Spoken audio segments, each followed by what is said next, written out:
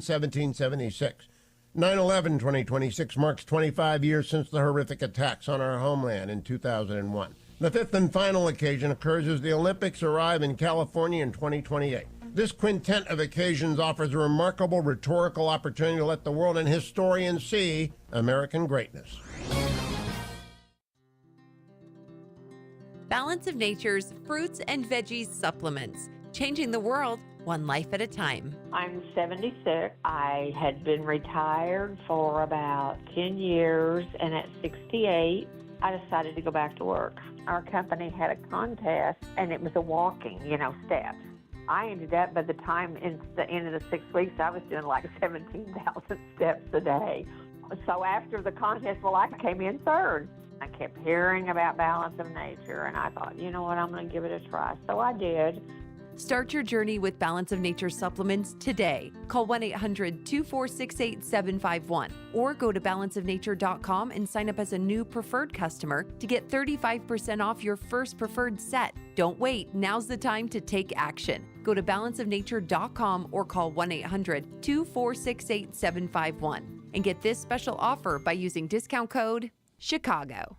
5:11. Let's get an update on the roads. Team Hochberg Traffic Center time, a service of Audible.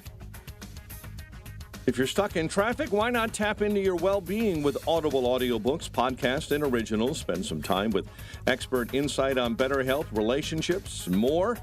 Start listening free with a 30-day trial at audible.com. Kennedy outbound accident. It's at Bryn Mawr right now, and 25 minutes outbound to O'Hare. I-80 slow traffic due to a stalled semi. 2 right-hand lanes are blocked westbound between Chicago and the Des Plaines River Bridge. Chicago's Morning Answer with Dan and Amy starts next. AM 560 Weather Center forecast. Here's AccuWeather Steve Williams. Cloudy skies this morning. It'll be partly sunny this afternoon. Breezy, high 35. Cloudy tonight and a low 24. Partly sunny, windy tomorrow, the high 39. Flurries, breezy and colder on Saturday, the high 26. I'm Steve Williams on AM 560, The Answer. Cloudy and 22 at O'Hare. Flurries and 23 at Midway. 22 in Aurora. 20 at DuPage Airport. 22 Lakefront. Your next news update, 5:30. Chicago's Morning Answers starts next on AM 560, The Answer. Hello, Patriots. It's time to celebrate McHenry County. Join We the People of McHenry County on Monday, January 20th for an evening celebration of the inauguration of number 47, President Donald Trump. This is a great opportunity to have fun and celebrate with your McHenry County friends and neighbors. The special guest host will be Gene Ives, host of the radio show The Real Story on AM 560 and founder of Breakthrough Ideas. People will gather at Galati's Hideaway Restaurant in Cary, Illinois. Tickets will only be sold in advance for $30 per person. Dinner is included and a cash bar is available. Don't wait. Seating is limited. Tickets will sell out quickly. Celebrate, connect, and stand with We the People of McHenry County for a brighter future. McHenry County and the state of Illinois are worth fighting for. Galati's Hideaway Restaurant in Cary, Illinois. Doors open at 6 p.m. Tickets on sale now and only sold in advance at 2025win.net. That's 2025win.net. Sponsored by the Algonquin Township Republican Party. For over 100 years, St. Andrew's Lutheran School in the heart of Park Ridge has been dedicated to education excellence, spiritual growth, and service to the community. Parents continue to express their gratitude to the school for all it has to offer their children. My second child just graduated from St. Andrew's Lutheran School in Park Ridge. Not only did both place into advanced classes in high school, but St. Andrew's teachers have enabled me to achieve my most important goal as a parent, to be confident that they know their Savior and that they'll be with me in heaven someday. From kindergarten through 8th grade, your child will learn in a Christ-centered, individualized, nurturing environment. Take a tour, visit with faculty, and register for the upcoming school year on Sunday, January 26th from noon to 2. For details, visit St. Andrew's Lutheran School in Park Ridge online at standrewspr.org. Provide your child with the gift of a Christ-centered St. Andrew's education. Find out more today at standrewspr.org.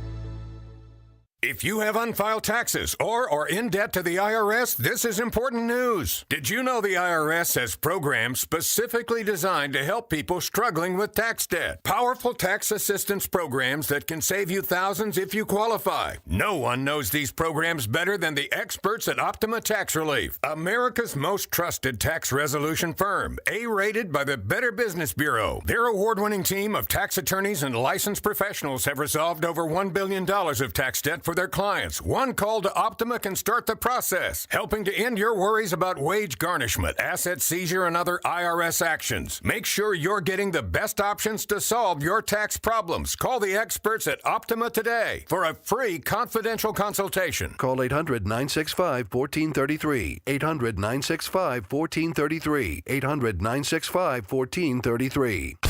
Optima Tax Relief. Some restrictions apply. For complete details, please visit OptimaTaxRelief.com. So much to celebrate, but the fight has just begun. The fight to fix our nation, the fight for life. They go hand in hand, especially when we see how abortion took center stage in this historic election. That's why we can't stop talking about the Ministry of Preborn. Preborn has rescued over 300,000 babies. How? By loving mothers with an unplanned pregnancy and introducing them to their baby on an ultrasound. Once she sees her baby and hears the heartbeat, her baby's chance at life doubles.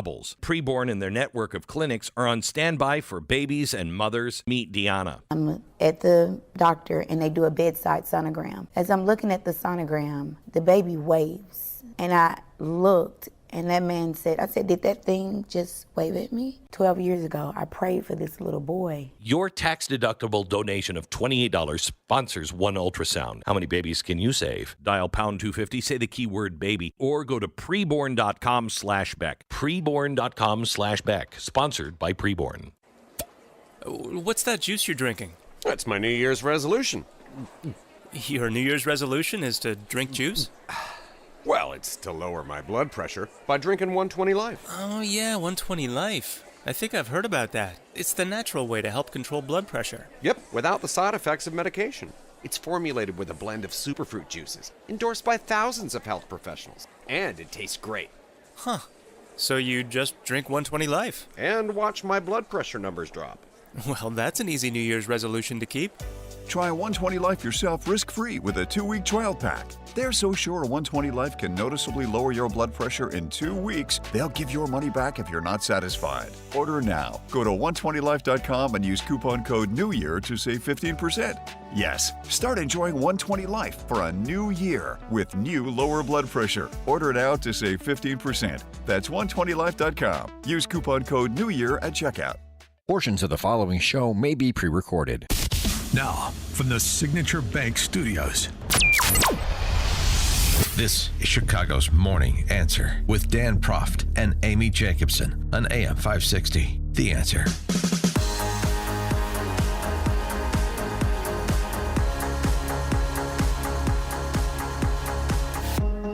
Top of the morning, Dan and Amy. So it was another day replete with confirmation hearings all over the place.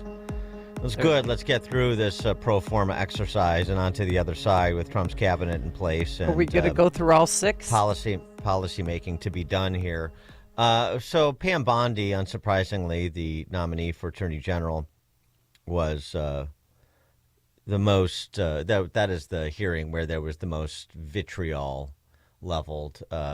You had some hysterical women featured. The other day, featured on Tuesday, with respect to the confirmation hearing of Pete Hegseth, of course. Yesterday, you had some hysterical men. So it's not, being hysterical, especially on the left, is not exclusive to women. I want to make that clear. And so, yeah, of course. And Sean Casten thanks you as well. Well, I mean, the hysterics didn't come from out. him. Yeah. I think the jury's still out on what he identifies as. But anyway, Bondi's confirmation hearing, Adam Schiff was one of those hysterics. Of course, that's his stock and trade. And this is something that repeated itself. The entire hearing was basically, you are going to be a tool for Trump, aren't you? Treat the witness as hostile and be hostile to the nominee. That's what they do. You're going to be a tool for Donald Trump. You're going to do his bidding. You're going to be his personal lawyer rather than the people's lawyer. And, oh, by the way, you're going to prosecute who he tells you to prosecute, working off of his enemies list as they believe it to be. And, of course, this is classic projection, which the left does as a matter of routine. Liz Cheney. Everybody on the left is very, very concerned about the future of Liz Cheney and staying on this side of the bars. Are you aware of any factual basis to investigate Liz Cheney? Yes or no? Senator, that's a hypothetical, and I'm not going to answer that question. No, it's not hypothetical. I'm asking you, sitting here today, whether you are aware of a factual predicate to investigate Liz Cheney. Senator, no one Based has on asked what you me know. to investigate Liz Cheney. That is a The hypothetical. president has called for it publicly. You are aware of that, aren't you? No one has asked me to investigate. But the president Liz. has We're called- also the worried about president- Liz Cheney, the Senator. president has You know what called we for should this- be worried about? Ms. Bondi, the please crime rate answer in my California questions. right now You are is aware, through the roof. Ms. Bondi, Your robberies Ms. are Bondi, 87% my higher question- than the national My question average. is this. That's what I My want to question be is focused this. on, Senator. Do you have the if I'm power to confirmed say as no to the Attorney president? General. Bondi was rather pugnacious. I kind of liked it, actually. I thought loved it. It was good rather than just being deferential to push back and then one misdirection play gets another. Let's talk about crime in your dystopian state of California, Senator, and so forth. Not the only one who brought up Liz and other people they're very concerned about. These Democrat senators, very concerned because they care about people. They care about people like Liz Cheney and Jack Smith and Merrick Garland. Here is the dizzying intellect of Mazie Hirano from Hawaii on display yet again. On Fox News, you said, when Republicans take back the White House, the Department of Justice, the prosecutors will be prosecuted, the bad ones, the investigators will be investigated. Ms. Bondi, is Jack Smith one of those bad prosecutors that you will prosecute as AG? Senator, you hesitated a bit when I said the bad ones. Every decision Sometimes will be badness made in the eyes of the beholder. I'm just asking whether you would consider Jack Smith, Senator, to be one of the people. How about Liz Cheney? Oh, Senator, How about Merrick Garland? I am not going to answer hypotheticals. No one has been prejudged, or nor will anyone I am be asking prejudged whether if I am these confirmed. are the kind of people, these are in fact the people that you would prosecute. I'm not Your getting an answer. time is up. Thank God. Thank you, Lord Jesus. First of all, I think that more than half of Americans probably don't know who Liz Cheney is, and the ones that do, who cares? We don't. Why would they were so hell bent on Liz Cheney yesterday? Mazie Hirano is, first of all, Liz Cheney, not a prosecutor, so I don't know why she was shoehorned in there. Neither does Mazie Hirano. She's reading from a script. Mazie Hirano saying the best part was the end there, which I want an answer to that, and then her time ran out. Fortunately, her time has not run out in the Senate. But she just said, I'm not prejudging anyone. So by definition, your question has been answered. The idea, first of all, the idea that Pam Bondi or any other sophisticated person is going to go before these opposition senators and say, yeah, no, I'm going to do the personal bidding of Trump. I've got the enemies list right here. It starts with Jack Smith, and then we move to Liz Cheney. And I mean, I could go through a chapter and verse if you'd like. Yeah, no, I'm not going to. I am prejudging. I am, targeting these people. I am going to work at the pleasure of the president in terms of the Department of Justice's agenda. I mean, who is going to say that? The whole point of these hearings, as we talked about a bit yesterday with Hegseth, is to offer partisan rituals to your base voters. And that's what you see on display throughout all these hearings. Some more deft at this than others. Mazie Hirano on the side of not being deft, way on the other end of not being deft. But some of the others are more polished, and they at least present as, just asking substantive questions because they're generally interested in making sure they live up to their duties to advise and consent when it comes to presidential nominees that require Senate confirmation. 312-642-5600 if you want to chime in. Again, that's 312-642-5600, or you could text us on that very same line. The other thing that Schiff came up with. He's so smug, by the way. And that exchange with him and Pam Bondi went on for about 7 minutes straight. Well, he was energized because he had gotten a bit of a nap during the hearing. I saw that, yeah. Yeah, he fell asleep until it was his time to talk. And he woke up just in time because, of course, pardons are an issue. And this is where, the gall of these people is unlimited. So Adam Schiff is concerned about blanket pardons. He's obviously talking about in relation to January 6th. So he's concerned about blanket pardons after Biden just offered effectively a 10-year blanket pardon to his son, and is on the precipice of doing preemptive pardons, maybe to include himself. Here's that exchange. Will it be your advice to the president? No, Mr. President, I need to go over them on a case-by-case basis. Do not issue blanket pardons. Will that be your advice to the president?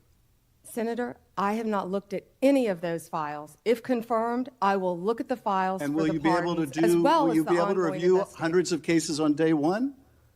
I will look at every file I am asked to look at. Of course you won't. So will you advise the president? Can I answer the question? Well, my question I would have plenty of staff. You said, of course you want. You'll be able to review hundreds of cases on the first day? I'm not going to mislead this body nor you. All right, let me ask another question. You don't want to answer that. Let me answer another question. You were censured by Congress, Senator, for comments just like this that are so reckless. Oh, zing. She was impressive yesterday. She held her ground. Kitten has claws. Gabby and Schaumburg on Chicago's Morning Answer. Hi, good morning. I just love Pam. I love her moxie. I wish she had pulled the Eric Holder treatment, like watch it, buddy, and just admit that she's Trump's wingman and all that other stuff. The gall and the behavior of these individuals, especially during this time. But that's all I have, guys. Have a great day. Thanks for the call, Gabby. That would have been great. Actually, that's a really good idea. That would be great. When he's talking about, when Schiff's talking about Liz Cheney. Yeah, well, let me check my enemies list. Hey, guess who's on it? You are, Senator. I hate to be the bearer of bad news in this confirmation hearing, but you just, and then Macy Rano, hey, you just made the list, buddy. Yeah, I like it. Oh, my God. It's just, are all California politicians so smug and arrogant like that? Yeah, pretty much. Because Newsom. Ugh.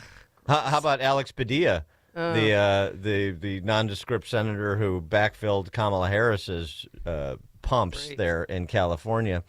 Padilla got into the act in a couple instances. Do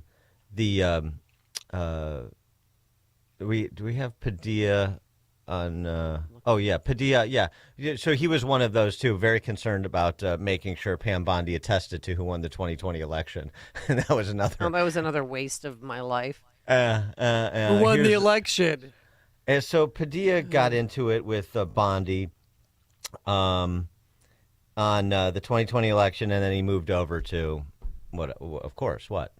Immigration. Now, I know that earlier you agreed that Joe Biden is in fact president, but many of the president-elect's inner circle continue to spread the big lie about the 2020 election.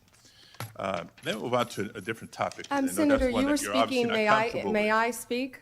You cut me off when I was speaking. When I ask you the next question, you can speak, and I hope you answer, Ms. Bondi. Well, I'd like to answer the previous one, Senator. When we met yesterday, you pointed your finger at me and you said did not you were seem speaking. to be familiar Let me answer with my question. I'm not the going to be bullied by you, Citizenship Senator Clause, the 14th Padilla. Amendment of the United States of America, which was deeply disappointing. I guess you And I'm didn't want to hoping hear you're more my familiar answer with it about today Pennsylvania. after I gave an opportunity to study overnight. So can you tell me and this committee what the Citizenship Clause of the 14th Amendment says?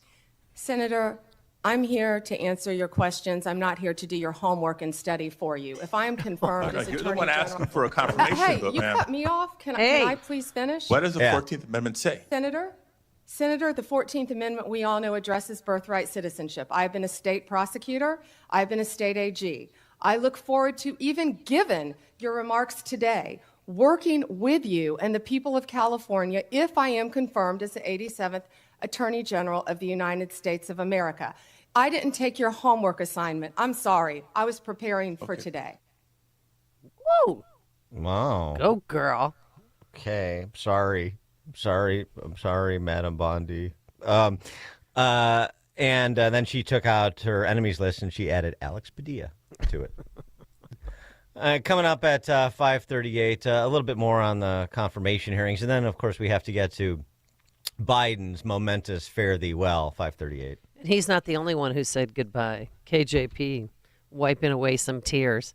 But first, let's head into the newsroom. Here is Mike Scott. 21 degrees, still some light snow showers this morning at 5:30. Israeli Prime Minister Benjamin Netanyahu says his office and cabinet will not meet to approve the agreement for a ceasefire in the Gaza Strip and the release of dozens of hostages until Hamas backs down, accusing the group of reneging on parts of the agreement already in an attempt to gain further concessions.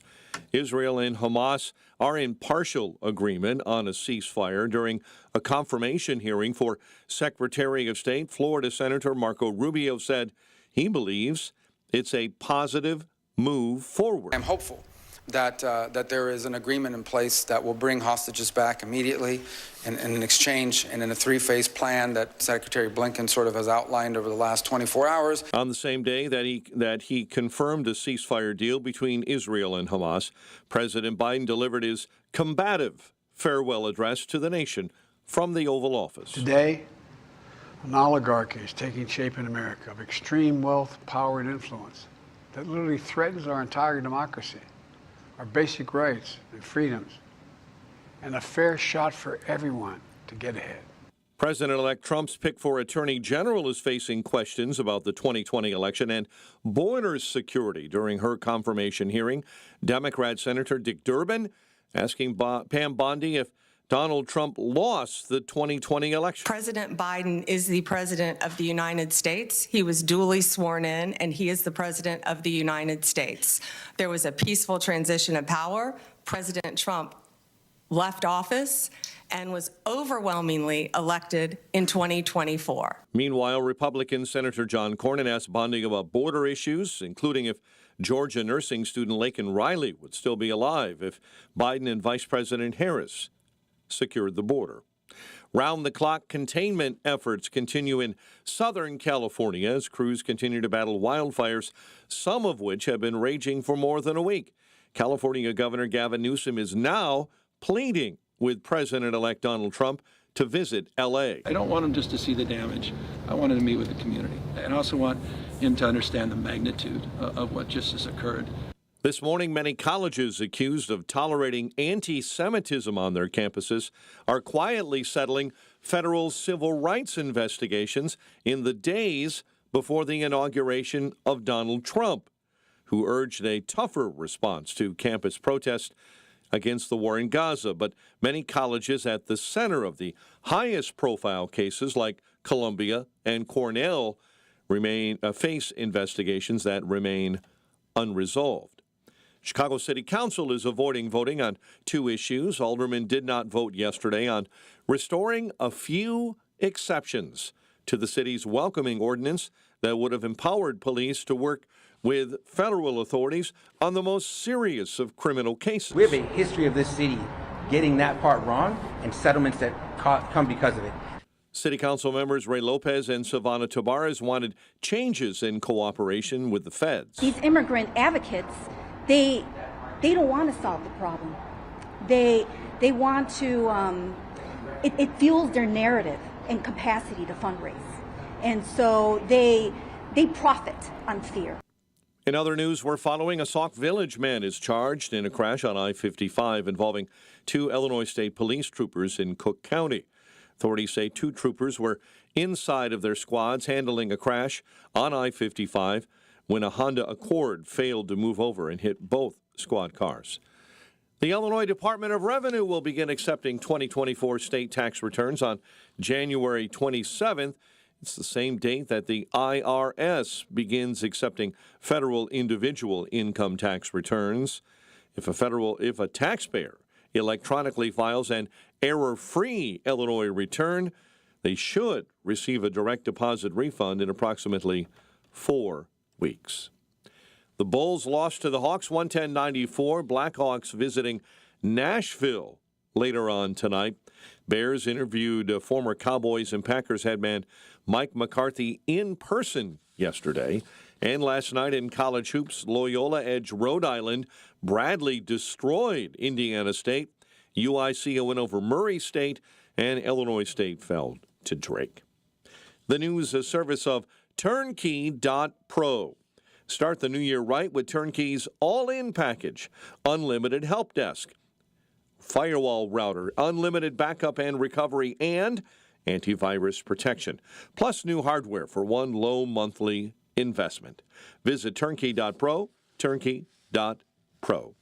A check of traffic and weather on the way next on AM 560. It's a new year, and any day now, you'll see that credit card bill for all the Christmas shopping you did. It sure would be nice to start the new year with some new cash, wouldn't it? Well, AM 560 wants to make that happen by giving you the chance to win $2,025 to start 2025. Enter for your chance to win at 560theanswer.com/cash. That's 560theanswer.com/cash. My name is Dr. Joe Mealy. I've been a dentist for 56 years, and I'm a certified nutritional consultant. I started taking Balance of Nature 15 years ago. I think most people think when they eat fruits and vegetables, this is their idea of fruits and vegetables. I had an apple today. I had a pear today. I had a banana. That's their fruits and vegetables. They don't understand that each one of those fruits and vegetables has different nutrients than the others. Balance of Nature has made a significant difference in my life, in my wife's life. I feel we're on this earth to help each other. And if other people can benefit from my experience, I think that would be one of the best ways I could justify still being here at 81.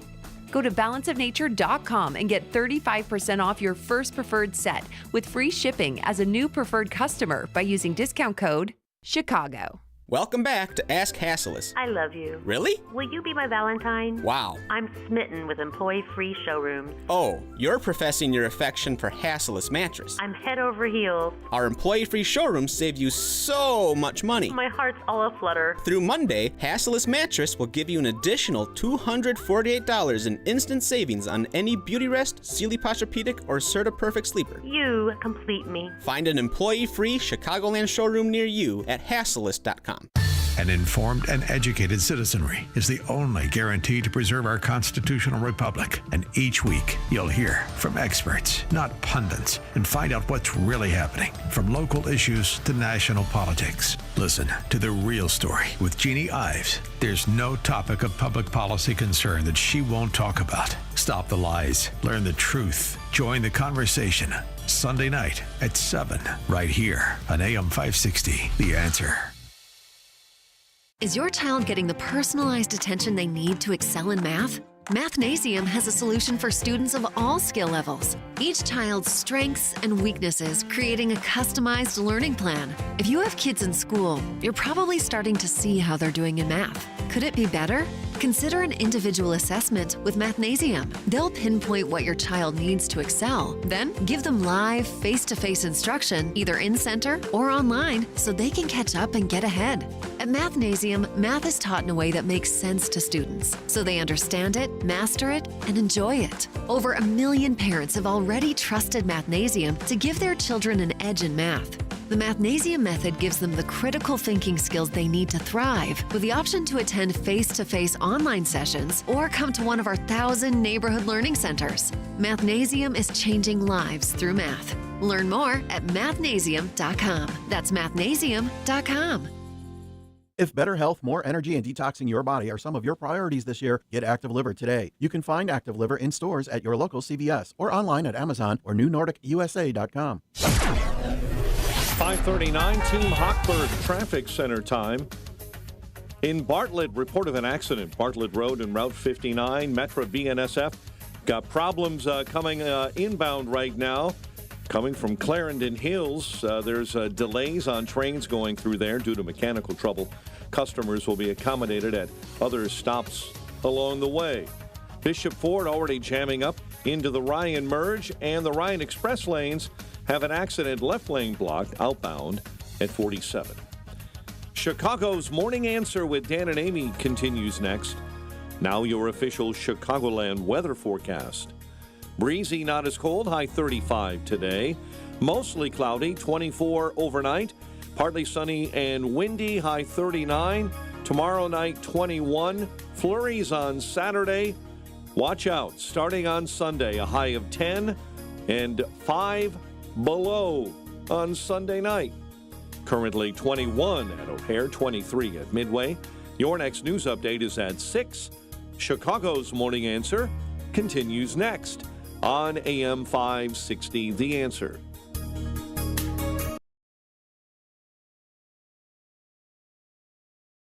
Brought to you by Scott Tucker Solutions and his show. Learn more at Scott Tucker Solutions.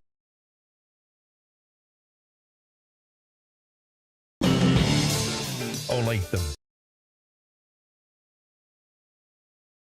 biggest opinions. This is AM 5.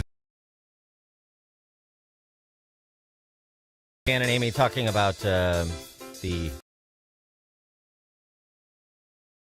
things that took place yesterday. Mainly about Pam Bondi. That's where most of the fireworks occur. Dynamic with all of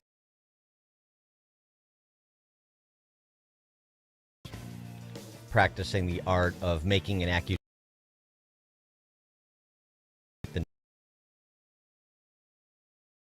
It is fun when you get.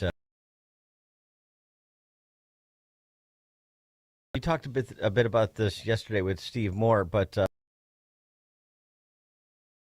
By Russ Vaught coming to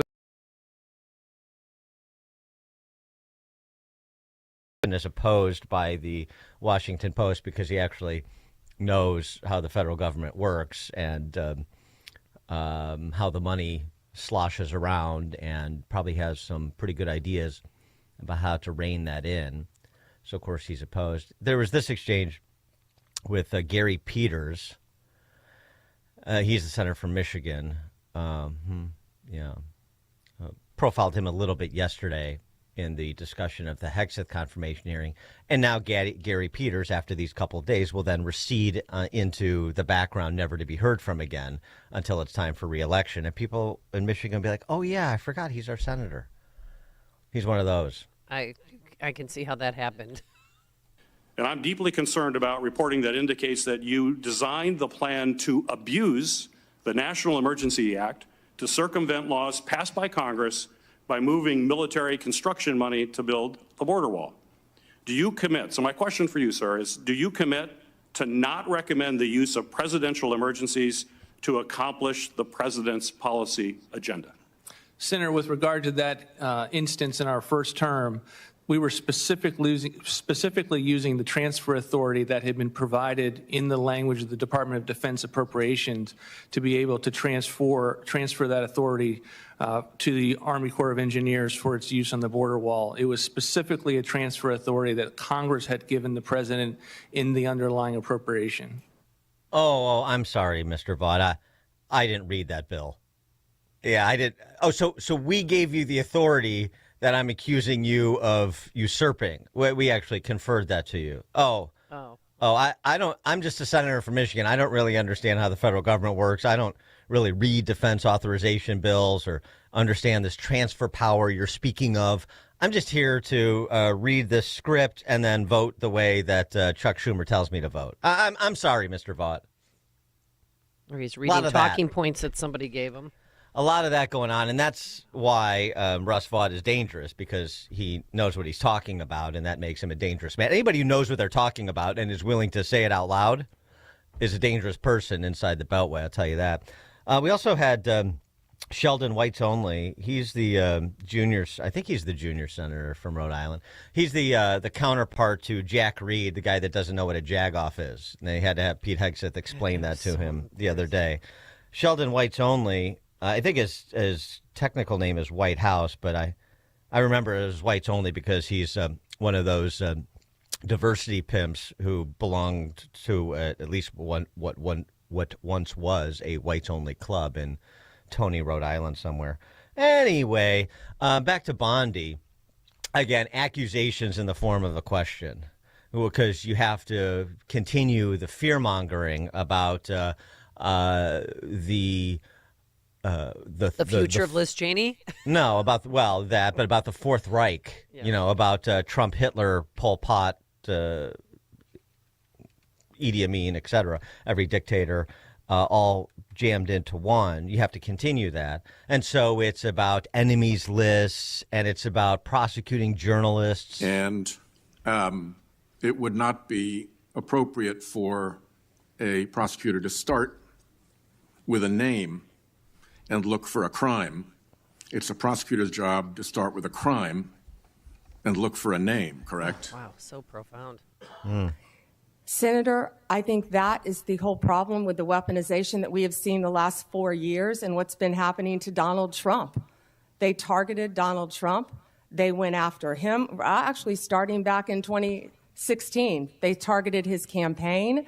They have launched countless investigations against him. That will not be the case if I am Attorney General. I will not politicize that office. I will not target people simply because of their political affiliation. Justice will be administered even-handedly throughout this country. Senator, we've got to bring this country back together. We've got to move forward, or we're going to lose our country. And then she added, and you just made my enemies list. Prosecuting journalists. Wait, I wish you would have mentioned, but prosecuting journalists. Well, who said anything about that? And I mean, you must be confusing this incoming White House with the Obama White House when Eric Holder was going through extraordinary lengths to put journalists in the crosshairs, accessing phone records and so on and so forth. You remember that, don't you? Don't you, Senator? Yeah. Whites only? Yeah, right, exactly. One thing about Pam Bondi, though, I love when she just tells people what she's about. Pete Hegseth had it the day before, and yesterday was her time before, it got all silly and circus-like atmosphere. As the next Attorney General of the United States, my overriding objective will be to return the Department of Justice to its core mission of keeping Americans safe and vigorously prosecuting criminals. And that includes getting back to basics: gangs, drugs, terrorists, cartels, our border, and our Senators, foreign adversaries. Liz Cheney. That is what the American people expect, and that is what they deserve from the Department of Justice. Good for her. If confirmed. Yeah. There was one confirmation hearing, just as we're circling the infield, one exchange that I thought was a real missed opportunity. I was a little disappointed with Chris Wright, who's the former energy CEO, or current energy company CEO, who is the nominee for Department of Energy. And there was this exchange with, again, Alex Padilla. He's the guy I mentioned before the news, who backfilled Kamala's pumps as a California senator. I can't remember where he came from. I'm gonna find out right now. Was he AG? No, I don't think he was AG. No, I'm thinking of Becerra. But anyway, Padilla is playing the same card that his fellow Bolsheviks in California are playing with respect to the wildfires. And so this was the opportunity to play it with Chris Wright. Climate change, and you're not taking it seriously, and we are, and look what's happened now, and that's because of climate change. And so do you want to revise and extend your remarks with respect to appreciating climate change and thanking California for leading the way in combating it? Mr. Wright, thank you for being here. But as you've seen last week, the climate crisis and its deadly effects is very real to my neighbors and my constituents. As we discussed in our meeting yesterday, you were a longtime resident of California, so you've seen the conditions evolve firsthand. So I got to tell, I was pretty disappointed to come across some social media posts of yours, and I will quote, understand you've written that the hype over wildfires is just hype to justify more impoverishment from bad government policies, end quote. given the devastation that we're currently experiencing in Los Angeles, do you still believe that wildfires are just hype? Sir, it is with great sorrow and fear that I watch what's happening in your city of L.A. and Do in you those fires. think it's just hype or not? Climate change is a real and global phenomenon. Is it hype or not? I stand by my past comments. So you believe it's hype? You know, Climate change is a real... tell that to the families of the more than 24 lost in these fires and counting, because the urban search and rescue teams are still going property by property with cadaver dogs. That number is going to climb. I'm disappointed, Mr. Wright. Let me make reference to another element of your social media. You reposted a statement, so not your words, but you felt it important enough to amplify a social media post, and I'll quote, "Now, obviously, burning to death in a fire is pretty grim, but that is not what is happening like the climate zealots would like you to believe." End quote. So again, to the families of more than a couple of dozen of my constituents who have died in these fires, and that number is growing, like I mentioned, do you believe that Californians who have died over the past week are somehow just a figment of our imagination? Of course not, Senator. It is heart-wrenching to watch the destruction, most importantly, of I people's agree, lives. and I'm not sorry for cutting you off here. I think the point has been made.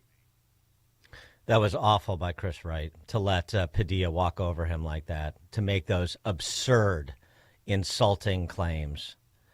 It was Chris Wright had to know that was coming. He's the CEO of a fracking company, for frack's sake. Where do you think the Democrats are going to do to you?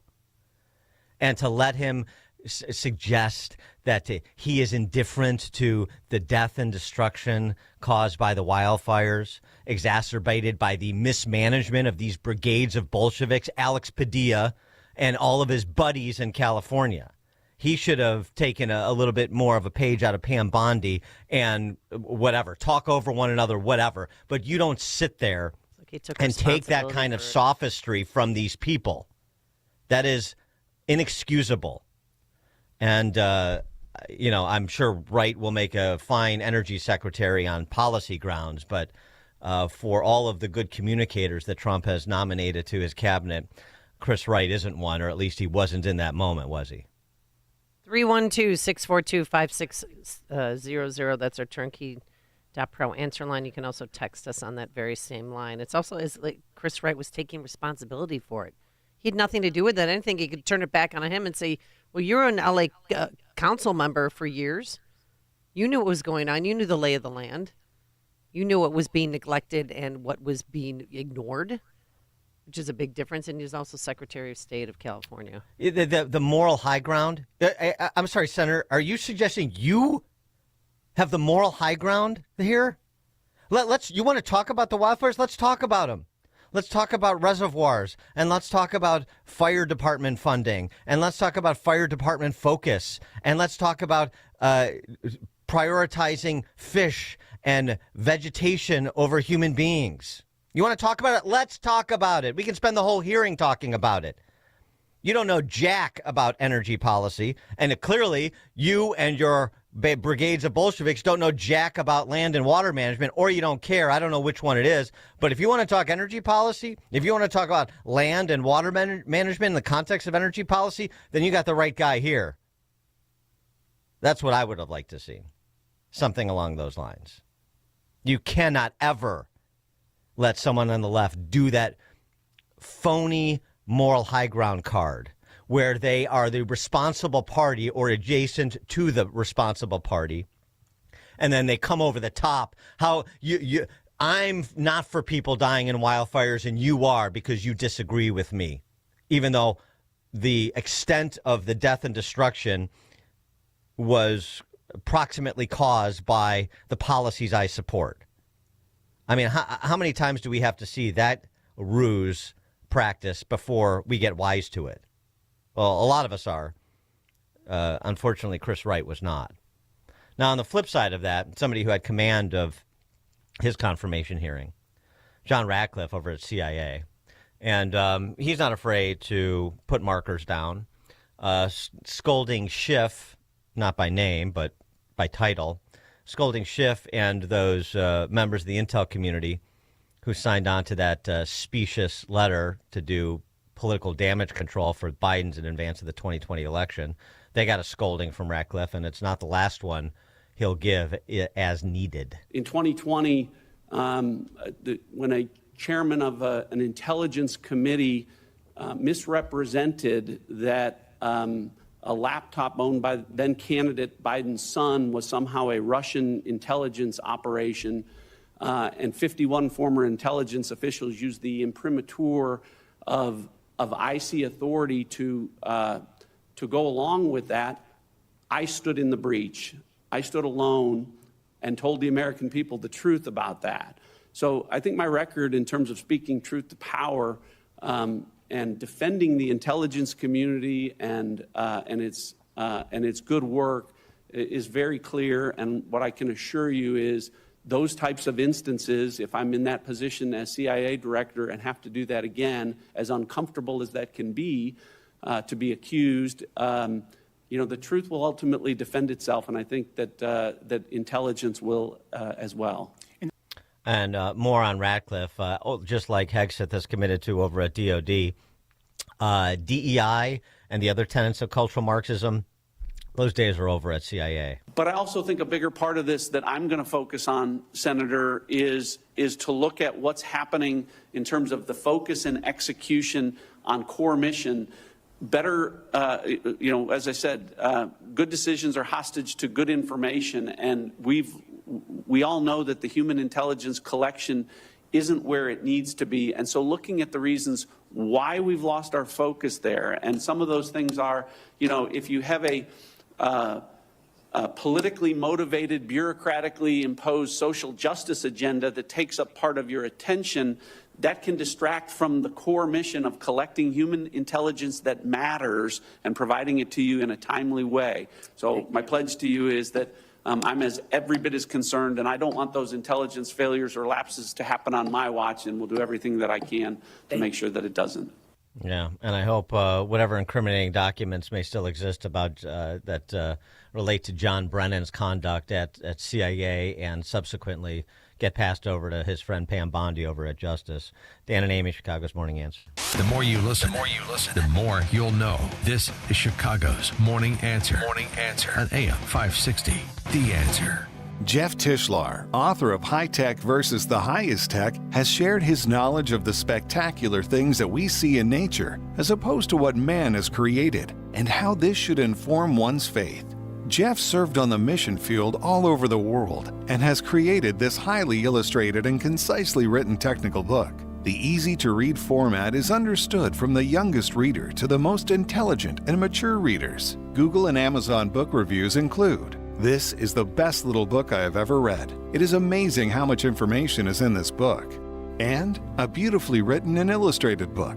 The author has a gift for describing complicated technical details in a very understandable style. This book is available now in paperback on Amazon. Search High Tech versus the Highest Tech by Jeff Tishlar. 100% of proceeds go to missions. That's High Tech vs. the Highest Tech by Jeff Tishlar. AM 560. The Answer. All right, coming up on Chicago's Morning Answer. At 6:06, the Chicago City Council votes overwhelmingly to stay stuck on stupid. That's 6:06. But now let's head into the newsroom. Here is Mike Scott. CTA has named a new leader for now. Walgreens closing 5 stores in the city of Chicago. Shootings on Illinois interstates, according to state police, dropped for the 3rd year in a row. Illinois' Attorney General is suing John Deere. We'll tell you why. The first elected Chicago Board of Education is sworn in. Poor second quarter dooms the Bulls. Blackhawks visit the Predators, and the Bears interview 2 coaching candidates. WIND Chicago News Time, 6 o'clock. There's a holdup in the Gaza ceasefire deal. I'm Dave Anthony, Fox News. There is a real danger that this deal will not go through, and the 98 hostages that must come home will remain in Hamas hellholes. Jonathan Deckelhen's son, Sagi, among the American hostages that could be released Sunday in the first phase of the deal to stop the war. But Israel's cabinet has delayed today's vote to approve the agreement that Fox's Trey Yingst reports from Tel Aviv would be followed by a 48-hour period that will allow for objections in the Israeli Supreme Court.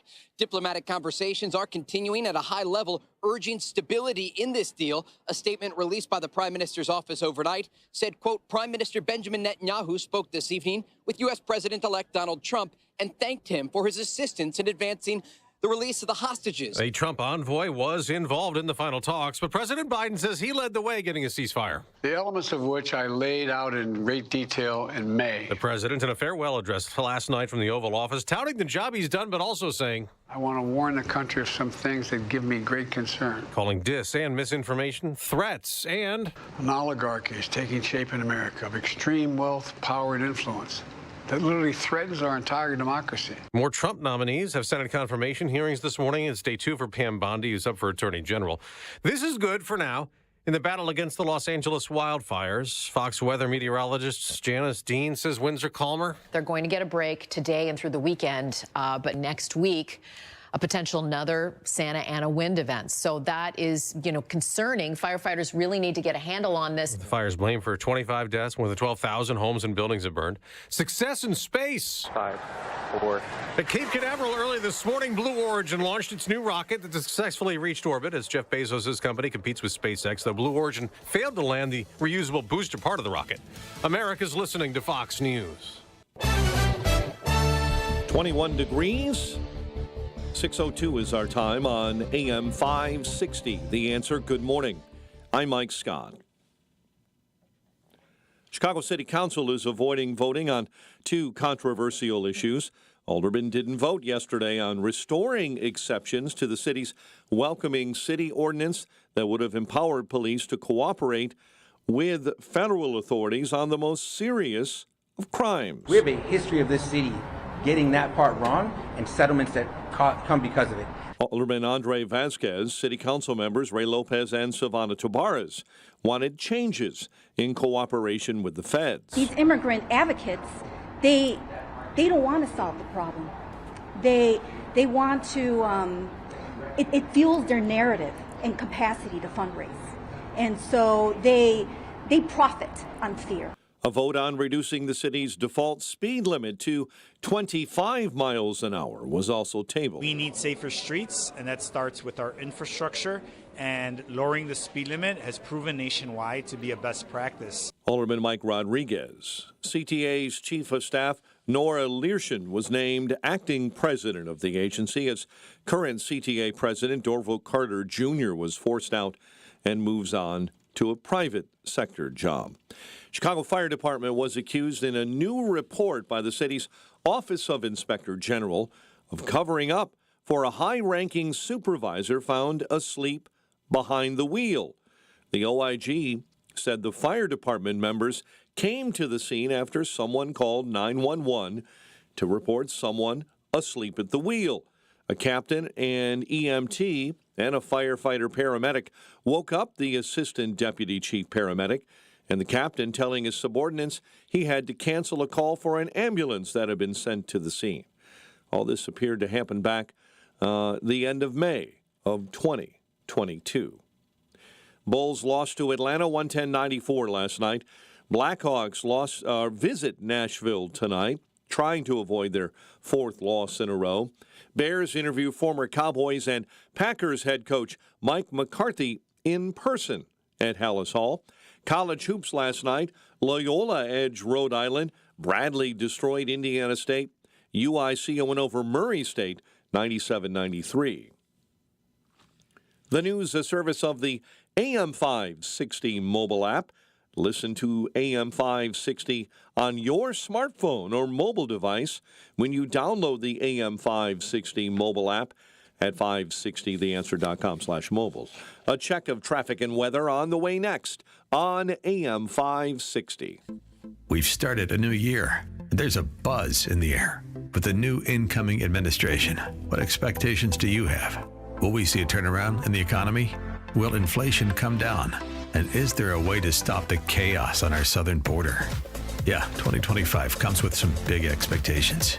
And we're here to keep track of the goals. Here's to a great new year together. AM 560, The Answer.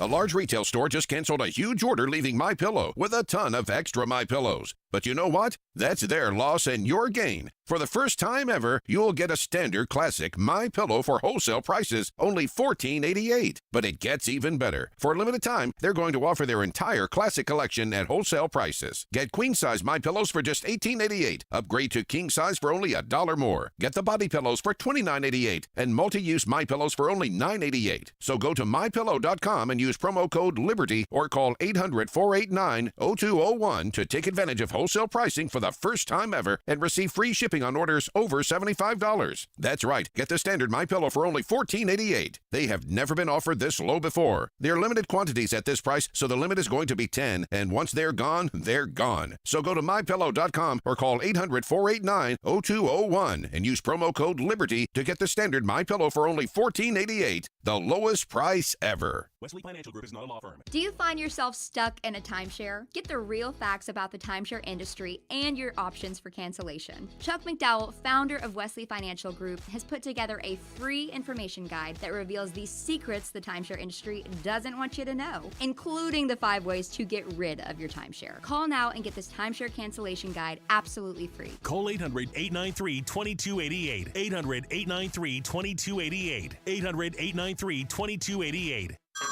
Hey everyone, it's Ted from Consumer Cellular, the guy in the orange sweater, and this is your wake-up call. If you're paying too much for wireless service, you don't have to keep having that nightmare. Consumer Cellular has the same fast, reliable coverage as the leading carriers for less. And for a limited time, new customers receive their second month free when they sign up and use promo code SECONDFREE by January 26th. So why keep spending more than you have to? Seriously, wake up and call 1-888-FREEDOM or visit consumercellular.com. Taxes, fees, and other third-party charges will apply. See website for additional details. Wesley is a truck driver. I drive a truck, and I love what I do. A truck driver with IRS troubles. They told me I owed them $43,000. It got really bad.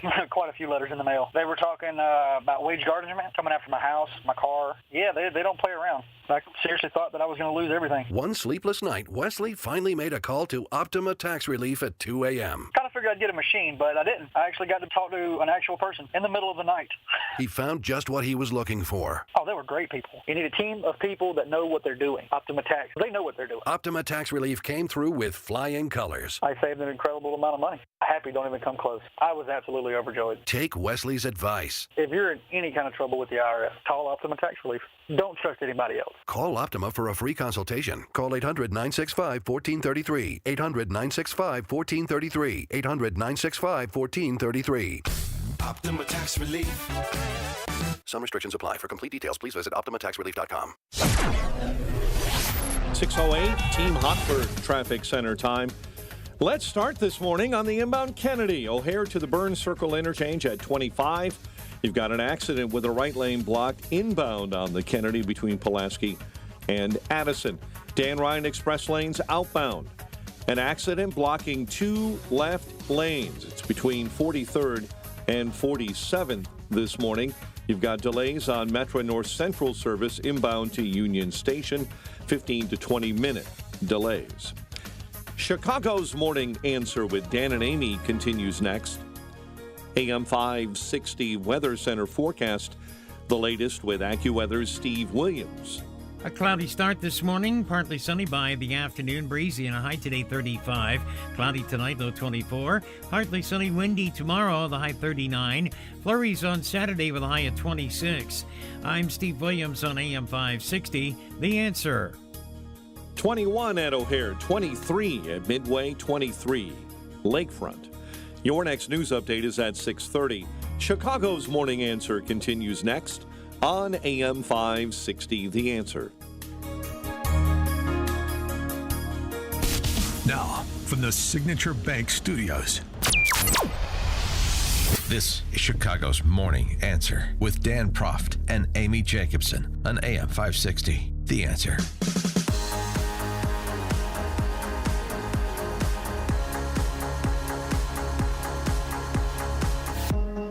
Top of the morning, Dan and Amy. The natives are getting a bit restless in Denver where the honky version of BLM Brandon is the mayor, this guy named Mike Johnston. 4 people were stabbed along the 16th Street Mall over the weekend, 2 of whom were murdered. One, a 71-year-old flight attendant, by somebody who had no apparent connection to them, to the victims, and no apparent motive, at least as of now. And what he did have is a lengthy rap sheet, including 4 failure to appear warrants for misdemeanor arrests in 2024 that included criminal mischief, assault, sexual contact without consent, and indecent exposure. He also had an attempted robbery and assault conviction in 2022 and an assault conviction in 2021. Now he's being held without bond as he faces 2 counts of first-degree murder and 2 counts of attempted first-degree murder for the 2 people he murdered and the 2 people he tried to murder. We like to call those preventable crimes. Indeed, and when Mayor Johnston of Denver and his police chief were addressing the press, one resident was speaking for many residents of Denver, I suspect. Yeah, I saw you at the parade, you coward mayor. This is your fault! Crime-loving Democrats are burning this city down!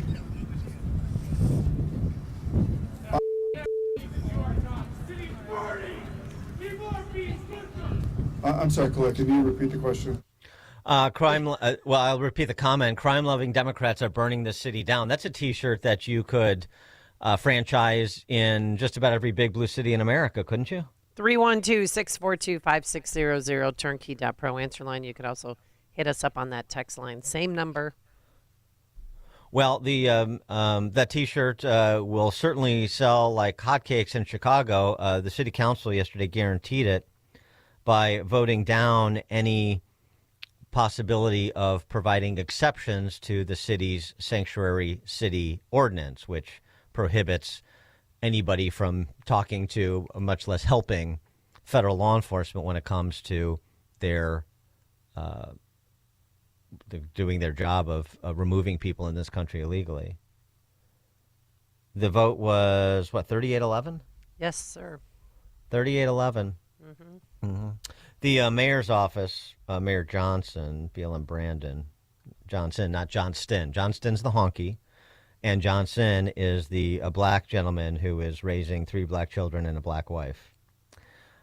He said, families can be assured that today's display of this broad coalition that beat back an ordinance that, quite frankly, was just stoking the flames of fear. And so we're already off to a stronger start than we were, 8 years ago. No, I don't know. I don't even know what that means. But, okay.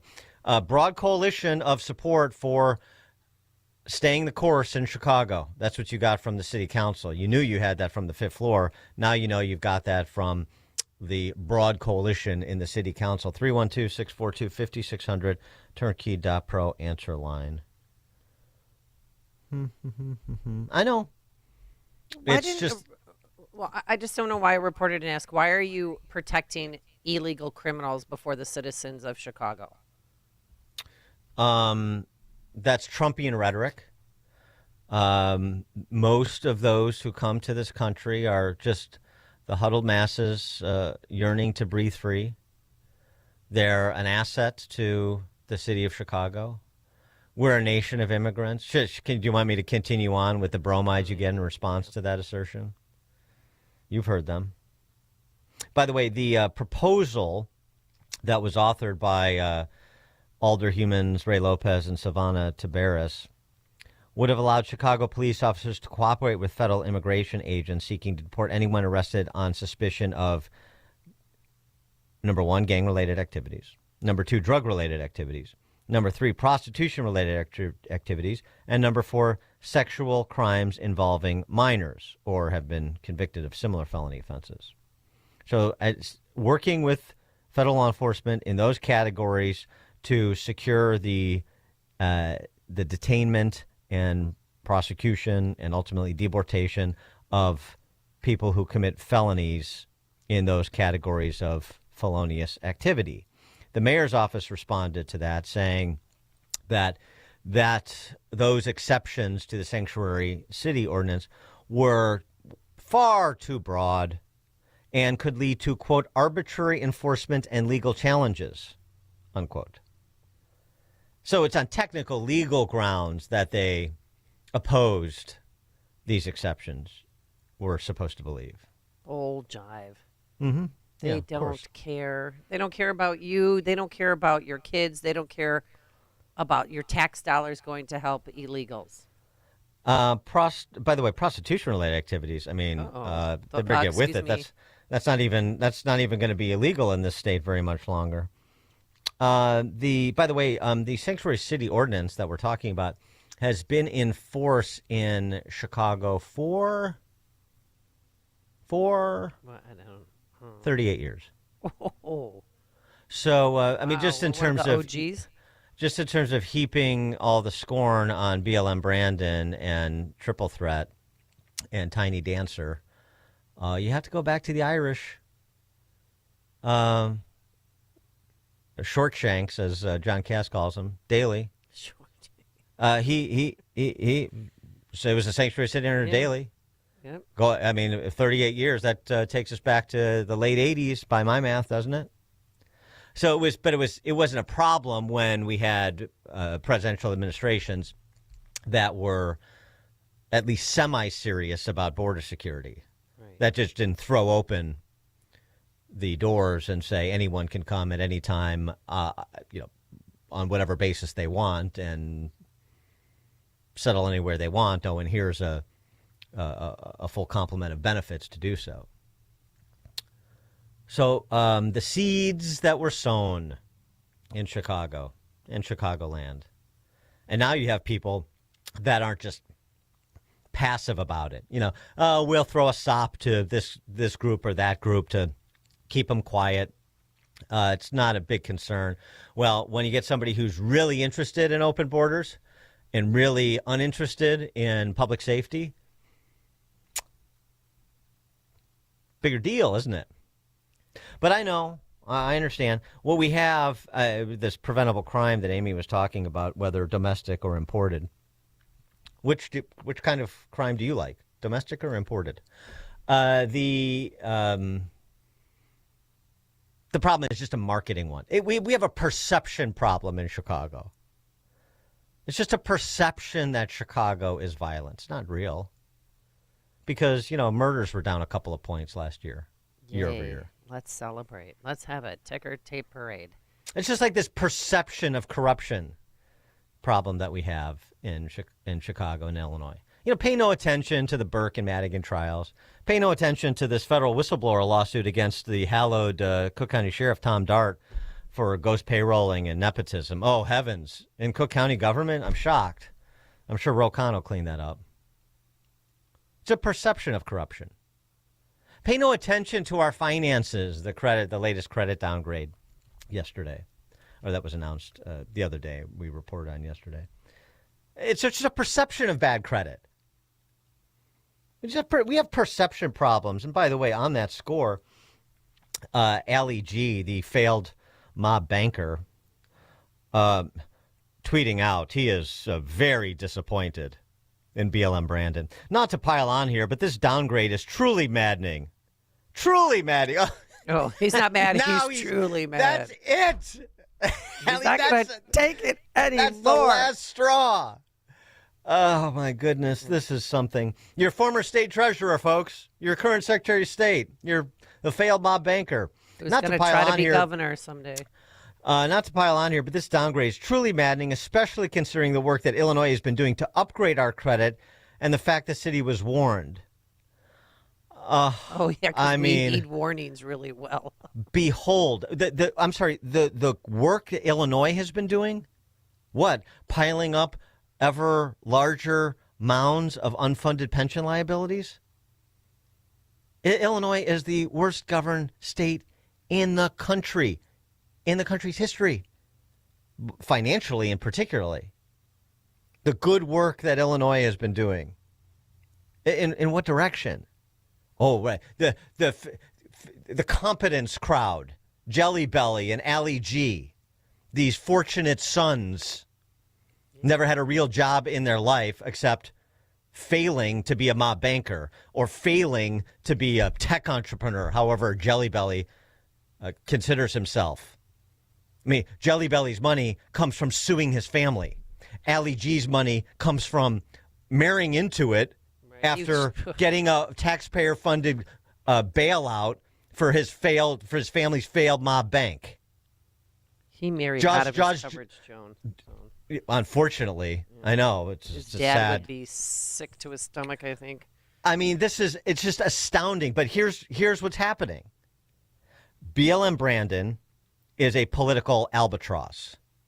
And so now it's okay to publicly repudiate him because he's getting it from all sides. He's going to be the fall guy. He'll get replaced in a couple of years by, the next Marxist up. And in the interim, people like Jelly Belly speaking out publicly against him, Ali Gina speaking out publicly against him, they have political ambitions in the shorter term. So they need to separate. So everything that they do at the state level, which from a policy perspective is indistinguishable from what's done at the city level. This credit rating thing. Illinois has the worst credit rating of any state in the nation. Well, they're trying to separate themselves fast. They have our good friend of the show, State Rep LaShawn Ford. He's filed a bill, House Bill 1084, which allows for a mayoral recall because people are sick. I mean, he's in bed with the CTU. He's increasing our property taxes after campaigning that he wouldn't do that. He's defunding the police. He's doing everything. He does not care about any Chicagoan. And they asked him. And neither does the General Assembly. And, Chris Welch, the race hustling Speaker of the House, you're going to have. I'm willing to hear BLM Brandon out, but he's going to have to get used to hearing the word no, and so on and so forth. Right. Everybody is going to. Hey, this guy has no clout. This guy is a walking dead man, a dead man walking politically. So we need to separate ourselves so we don't get any of his stink on us, even though we're doing the exact same things. And we're there. And what they're counting on, as per usual, is for Illinois residents, particularly suburbanites, to not connect the dots. And when he was asked that question yesterday, he mentioned Don Harmon's name 5 times, like, help, read this. Well, look, as far as, people introducing legislation, that's their job to do that. I remember when I first started working for State Senator Don Harmon, there was a piece of legislation to declare popcorn to be the state snack. It won, by the way, and it passed unanimously. Look, I know one of the individuals. He's a true champion, a West Sider, Representative LaShawn Ford. Grateful for his leadership in Springfield that allowed us to continue a conversation in the 104th General Assembly to have substantive conversations around how the city of Chicago can participate as a whole in all discussions.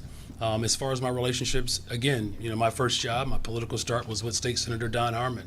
In fact, I met Robin Kelly when she was a state rep because I was the chief of staff. Okay, so is this going anywhere? No, it's not because he never answered the question. All he did was name drop and basically said Don Harmon's name 5 times, mentioned that their kids grew up together. So I wonder if Don's going to come to his rescue or, any congressperson. I mean, his approval ratings are in the single digits right now. Well, I don't know what they are. I know they're bad, but the problem is, and the focus should be, wherever they want you to focus, that's where you don't focus. Have we learned that lesson yet? Everybody pile on Brandon Johnson. Why?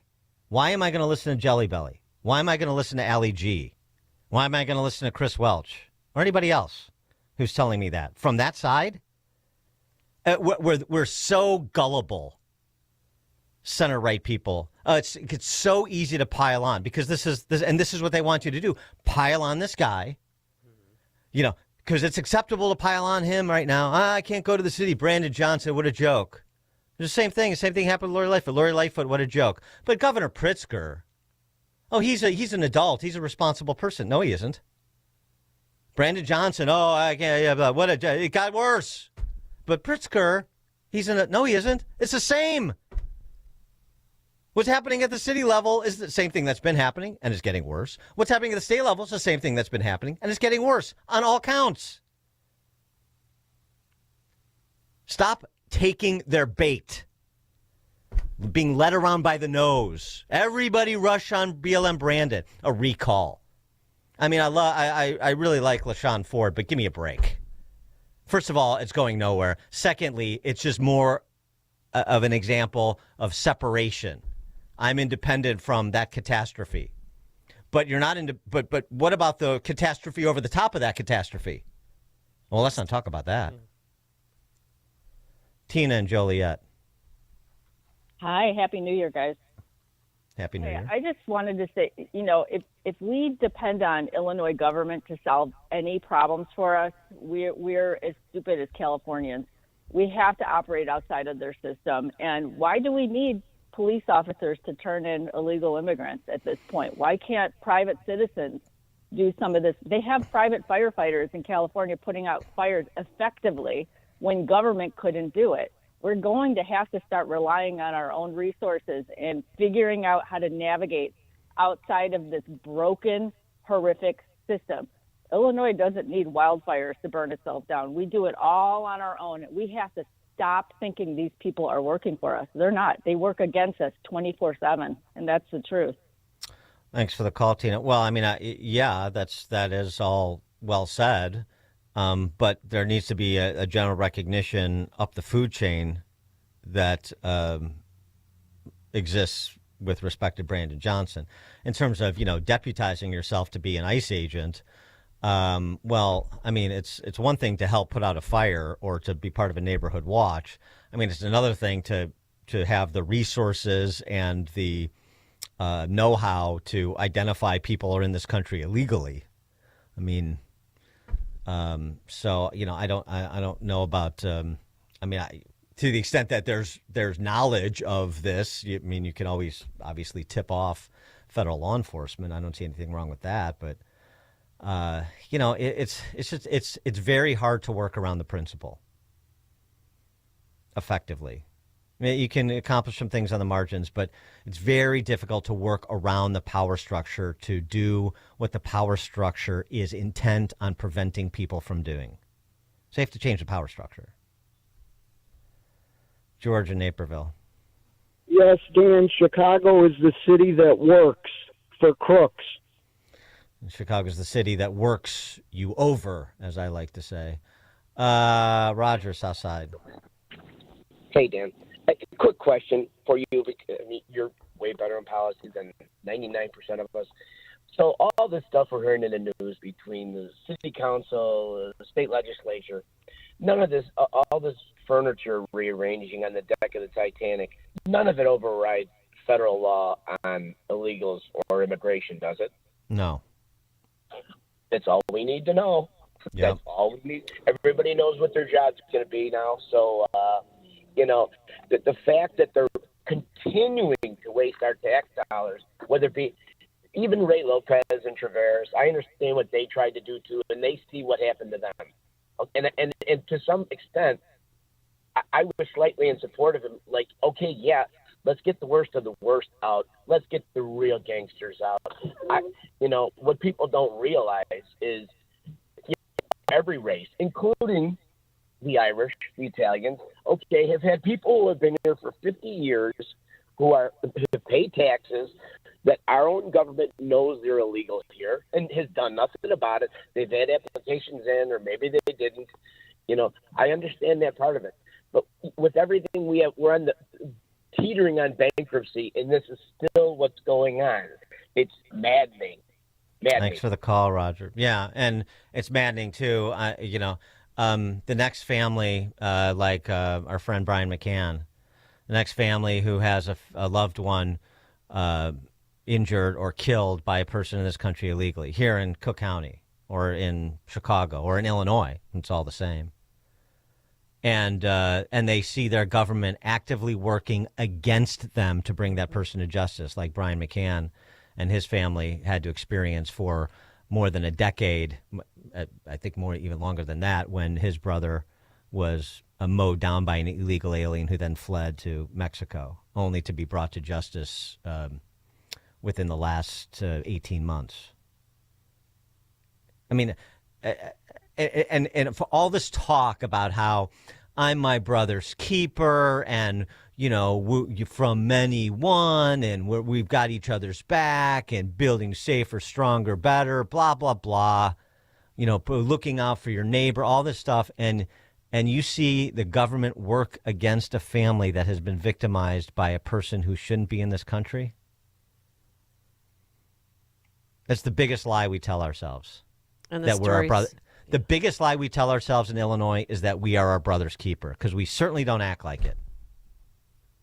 Coming up on Chicago's Morning Answer.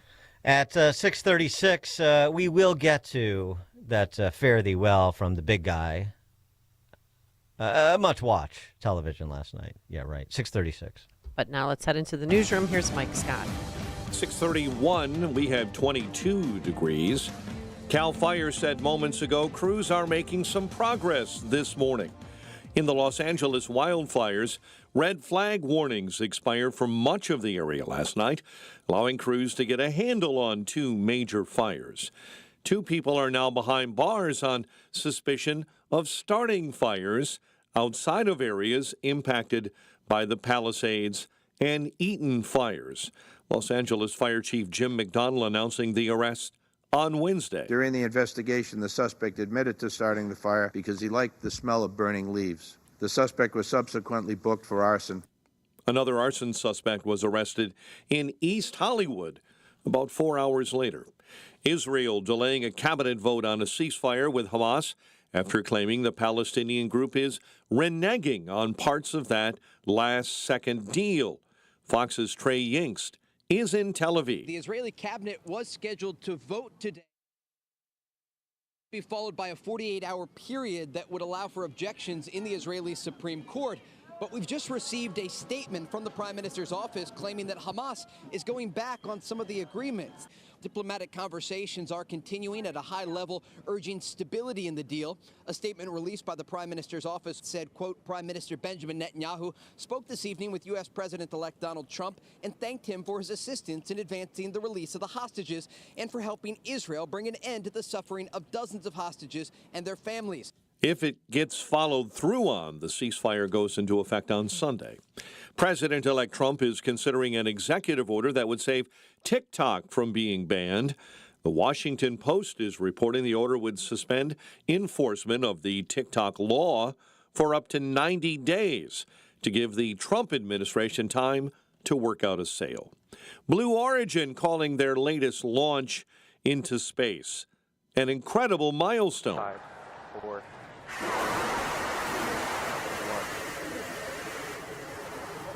Company successfully launching its new Glenn rocket overnight from Florida's Cape Canaveral.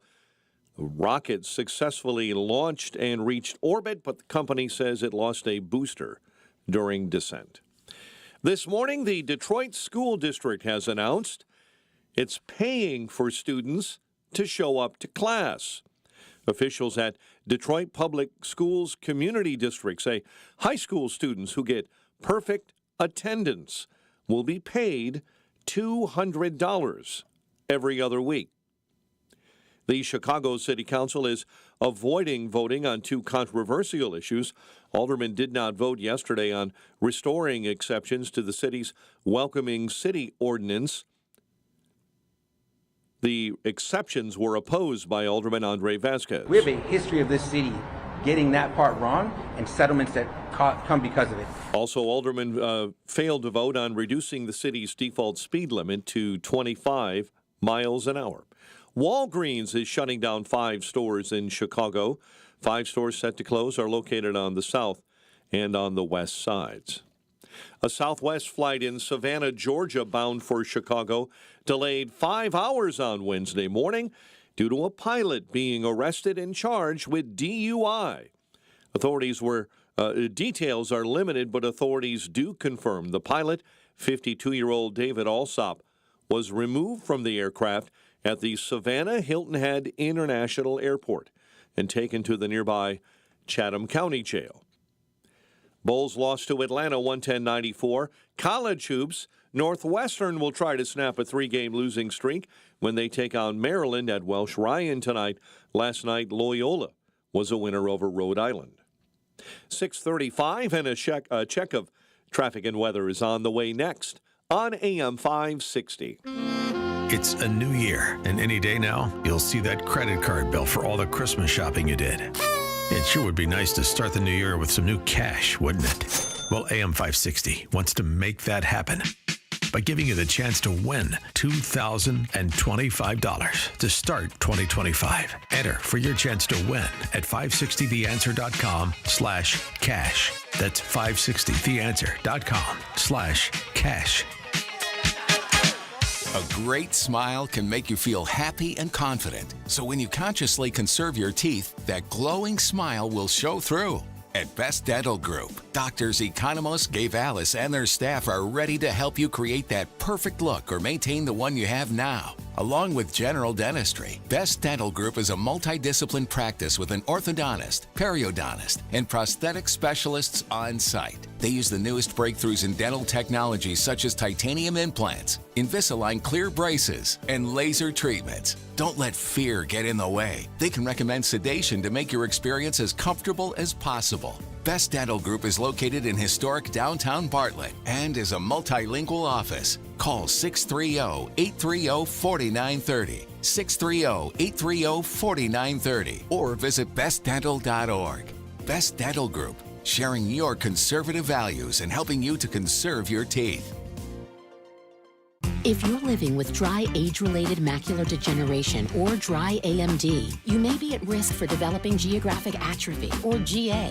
GA can be unpredictable and progress rapidly, leading to irreversible vision loss. Now there's something you can do to slow it down and get it going slower. Izervay is proven to slow GA progression. Izervay gets GA going slower. Izervay or avacincaptad pagel is a prescription eye injection used to treat GA. Don't take it if you have an infection or active swelling in or around your eye. Izervay can cause eye infection, retinal detachment, or increased risk of wet AMD. Izervay may temporarily increase eye pressure. Your vision may be impaired after an eye injection or exam. Don't delay. Ask your doctor about Izervay today. Izervay gets GA going slower. Visit Izervay.com. That's IZERVAY.com.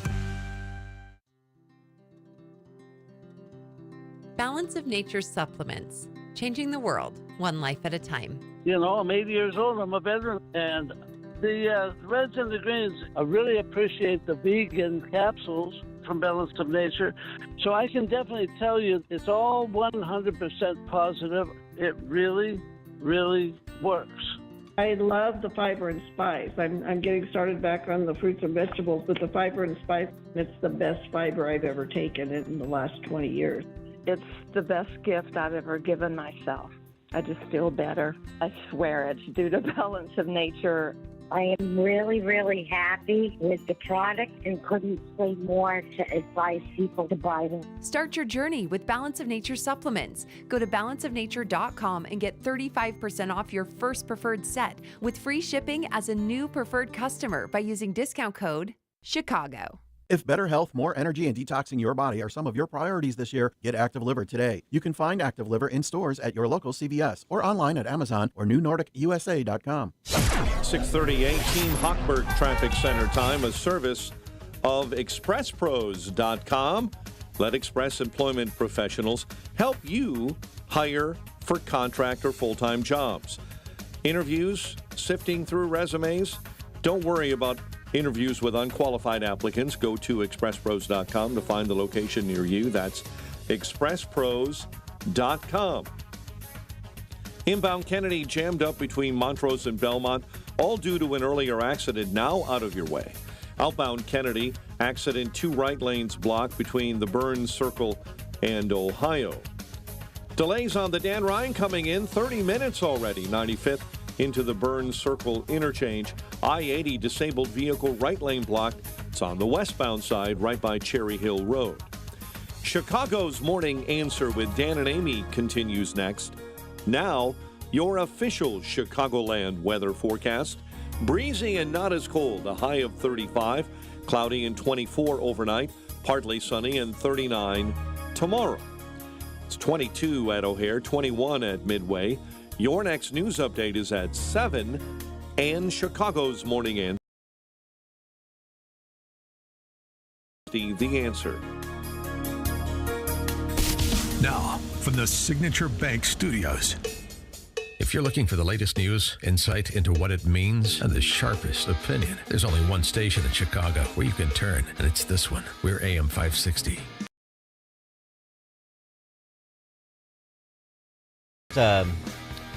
One more comment about Chicago. Mike Scott's been reporting on it this morning. Black residents on the South Side protesting the closure of 5 Walgreens stores. It's a bad issue. It's bad. We need Walgreens. We need it because our medicine, we're seniors. The second largest pharmacy store chain in the U.S. announced it's closing 5 stores by the end of February in neighborhoods on the city's south and west sides. Walgreens they still trying to make their money, but they don't want to do it in the black and brown community. In an emailed statement, a spokesperson for Walgreens says the most recent closures are a part of a previously announced business strategy. Mm-hmm. Well, Walgreens isn't the only one. They're not making a profit. They're losing money by staying in those neighborhoods because of crime. Well, it's a tough retail environment overall. You've had a lot of these CVSs closing hundreds of stores around the nation. They did in 2024 into 25. Walgreens as well. But there's no question that it has to do in part with public safety. Right. And in part with the local policy environment. And it's not particularly attractive. And this is, and by the way, it's going to get worse because we are maintaining our status, as we were discussing before the news, as a beacon for whoever can get into this country to come to Chicago by any means necessary and then do whatever you want. And we'll finance it. Taxpayers will underwrite it. And so it's only going to get worse. And, you know, we've seen some pushback from black residents against these policies, but it's mainly been about the benefits that I just referenced. The immigrants, people in this country legally are getting this housing benefit, this food benefit, and so on and so forth, sort of where's ours? Well, that needs to mature beyond where's ours immediately in terms of a transfer payment or some city conferred benefit to an understanding that you're creating an environment that is inhospitable to the sort of institutions that enhance your quality of life. And particularly those on the lower end of the socioeconomic ladder will suffer the most. That I don't think there's enough general understanding of that. And the approach of the politicians and the quote unquote community organizers to, you know, shake down people to come in and extort them to stay, you know, that ain't working anymore. Oakland, give you an example, come out of Oakland, which is, you know, food deserts and empty malls galore. That city is disintegrating too. And this is their approach to trying to keep a Safeway open that is closing. We're not playing. We're demanding. We're not requesting. We're demanding. We're not urging you. We're demanding. Demand all you want, buddy. And we want all the new supervisors to understand this can be a beautiful relationship or a sour relationship. So the shelves of the store are bare. Newly elected Fillmore Supervisor Bilal Mahmood says produce and meat are now gone, but prescription services will continue until the store's closure on February 7th. And don't think it won't happen here. I mean, every time I go to the CVS, and I've been going to the same one on Southport, and I love the employees and I want to support them, more and more things keep getting locked up. It makes shopping more and more laborious. So you just order online or you stay in the suburbs and buy things here. Tom in Oswego. Good morning, Dan and Amy. I'm trying to stay positive this morning. One thing I think as a small business owner, this year will be challenging. It's going to be tough. A lot of the last 3-4 years, all the free money that they've been handing out, and I hate to say it, but the illegal immigration and the benefits that they're getting, a lot of that's going to start coming to an end.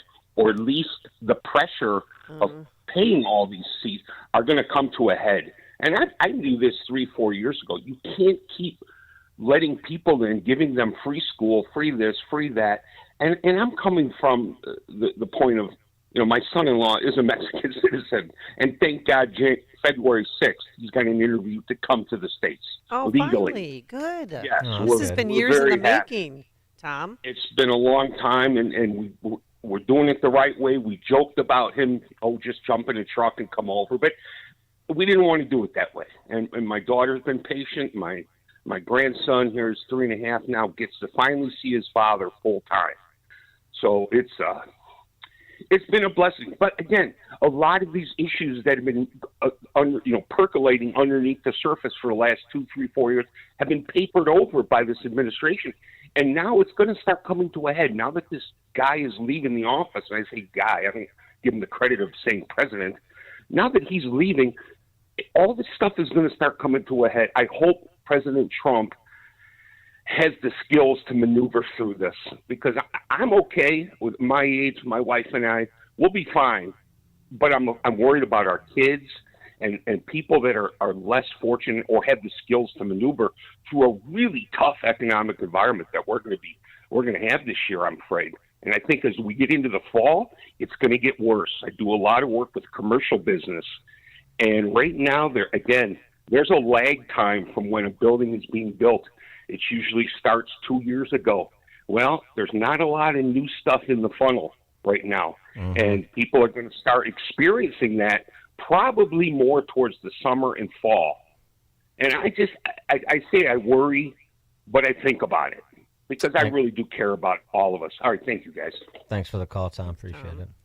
Well, that's a perfect segue to the momentous farewell the big guy gave last night. You know, these farewell addresses, you have to effort to say something important. You know, everybody wants to have the Eisenhower moment of warning about a military-industrial complex that came to be. Well, it existed at the time, but what potential metastasizing and what that would mean for the country. So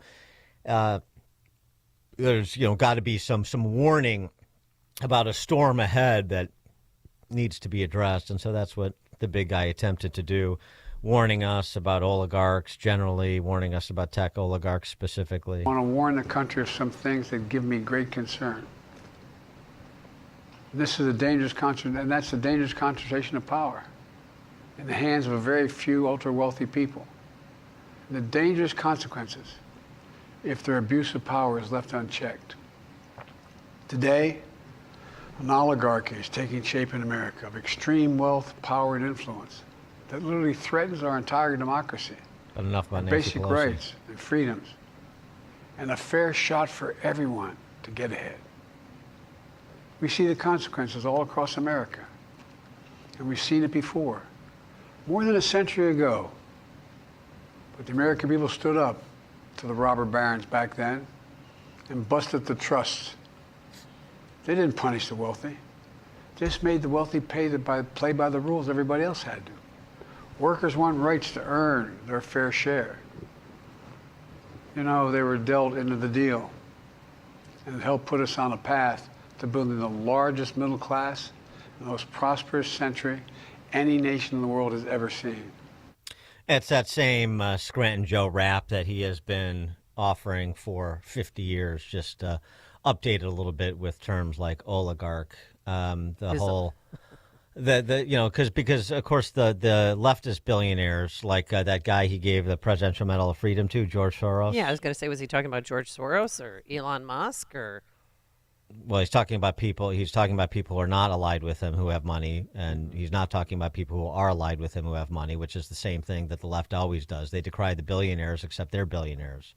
So Reid Hoffman's not a problem, and George Soros isn't a problem, and Nancy Pelosi somehow, over the course of her political career, amassing $150 million, $200 million fortune, that's not a problem. I mean, all of that grift and graft, then none of that's a problem. The problem is Elon Musk or other wealthy people on the center right who participate in politics. I mean, we see the same thing at the local level. Oh, the billionaire, somebody decries Ken Griffin or Dick Uihlein, or this is so terrible, their participation in politics. But it's no problem if J.B. Pritzker pours $200 million of his money into exactly, or the trial lawyers or the government unions.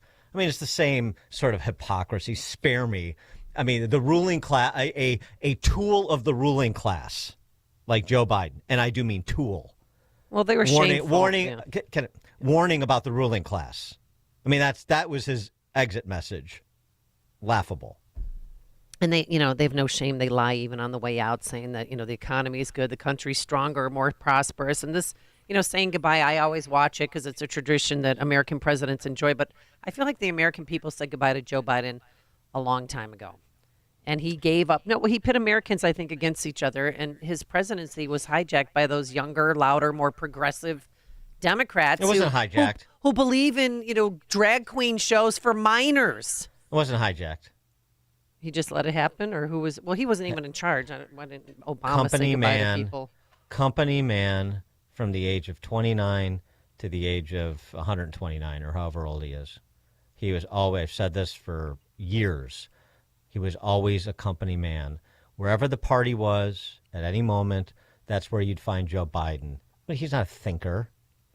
Yeah, he used to be pro-life. That's right. He's a sophist, right? How many times on how many issues has he changed his position over the last few decades? 5. Oh, because we remember him being Scranton Joe, so that's what they sold us, or that's what they sold some of us in 2020. Because obviously they can't sell, the socialist Spice Girls as what your policy agenda is going to be. That doesn't work. So it was going to be, the steady hand and the old timer who knows how to get things done, who's pragmatic, and so on and so forth. But that's not where the party is. So that's never where Joe is going to be. He's a cipher.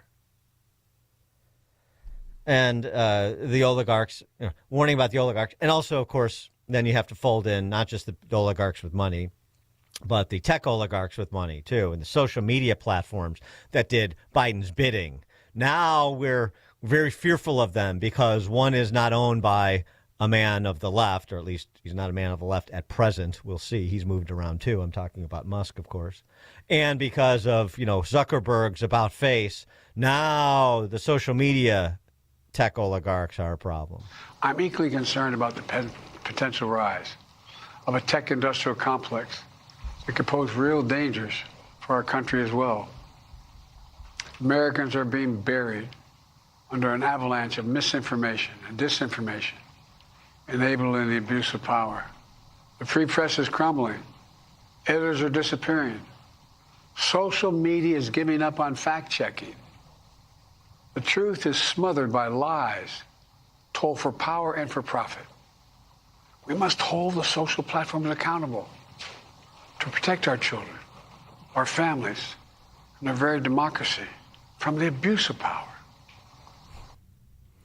Right, the pathological fabulist who cloaks himself in the truth, the ruling class tool who warns of the oligarchy, the thug who put his arm on social media companies to manipulate the information people could see in advance of his own electoral interests, decrying the social media platforms. I mean, it's rich. It is so rich. Tom in Blue Island. Hey, good morning, Dan and Amy. Happy New Year. I reached out to as many people as I could last night in the hopes of getting them to listen to this scumbag.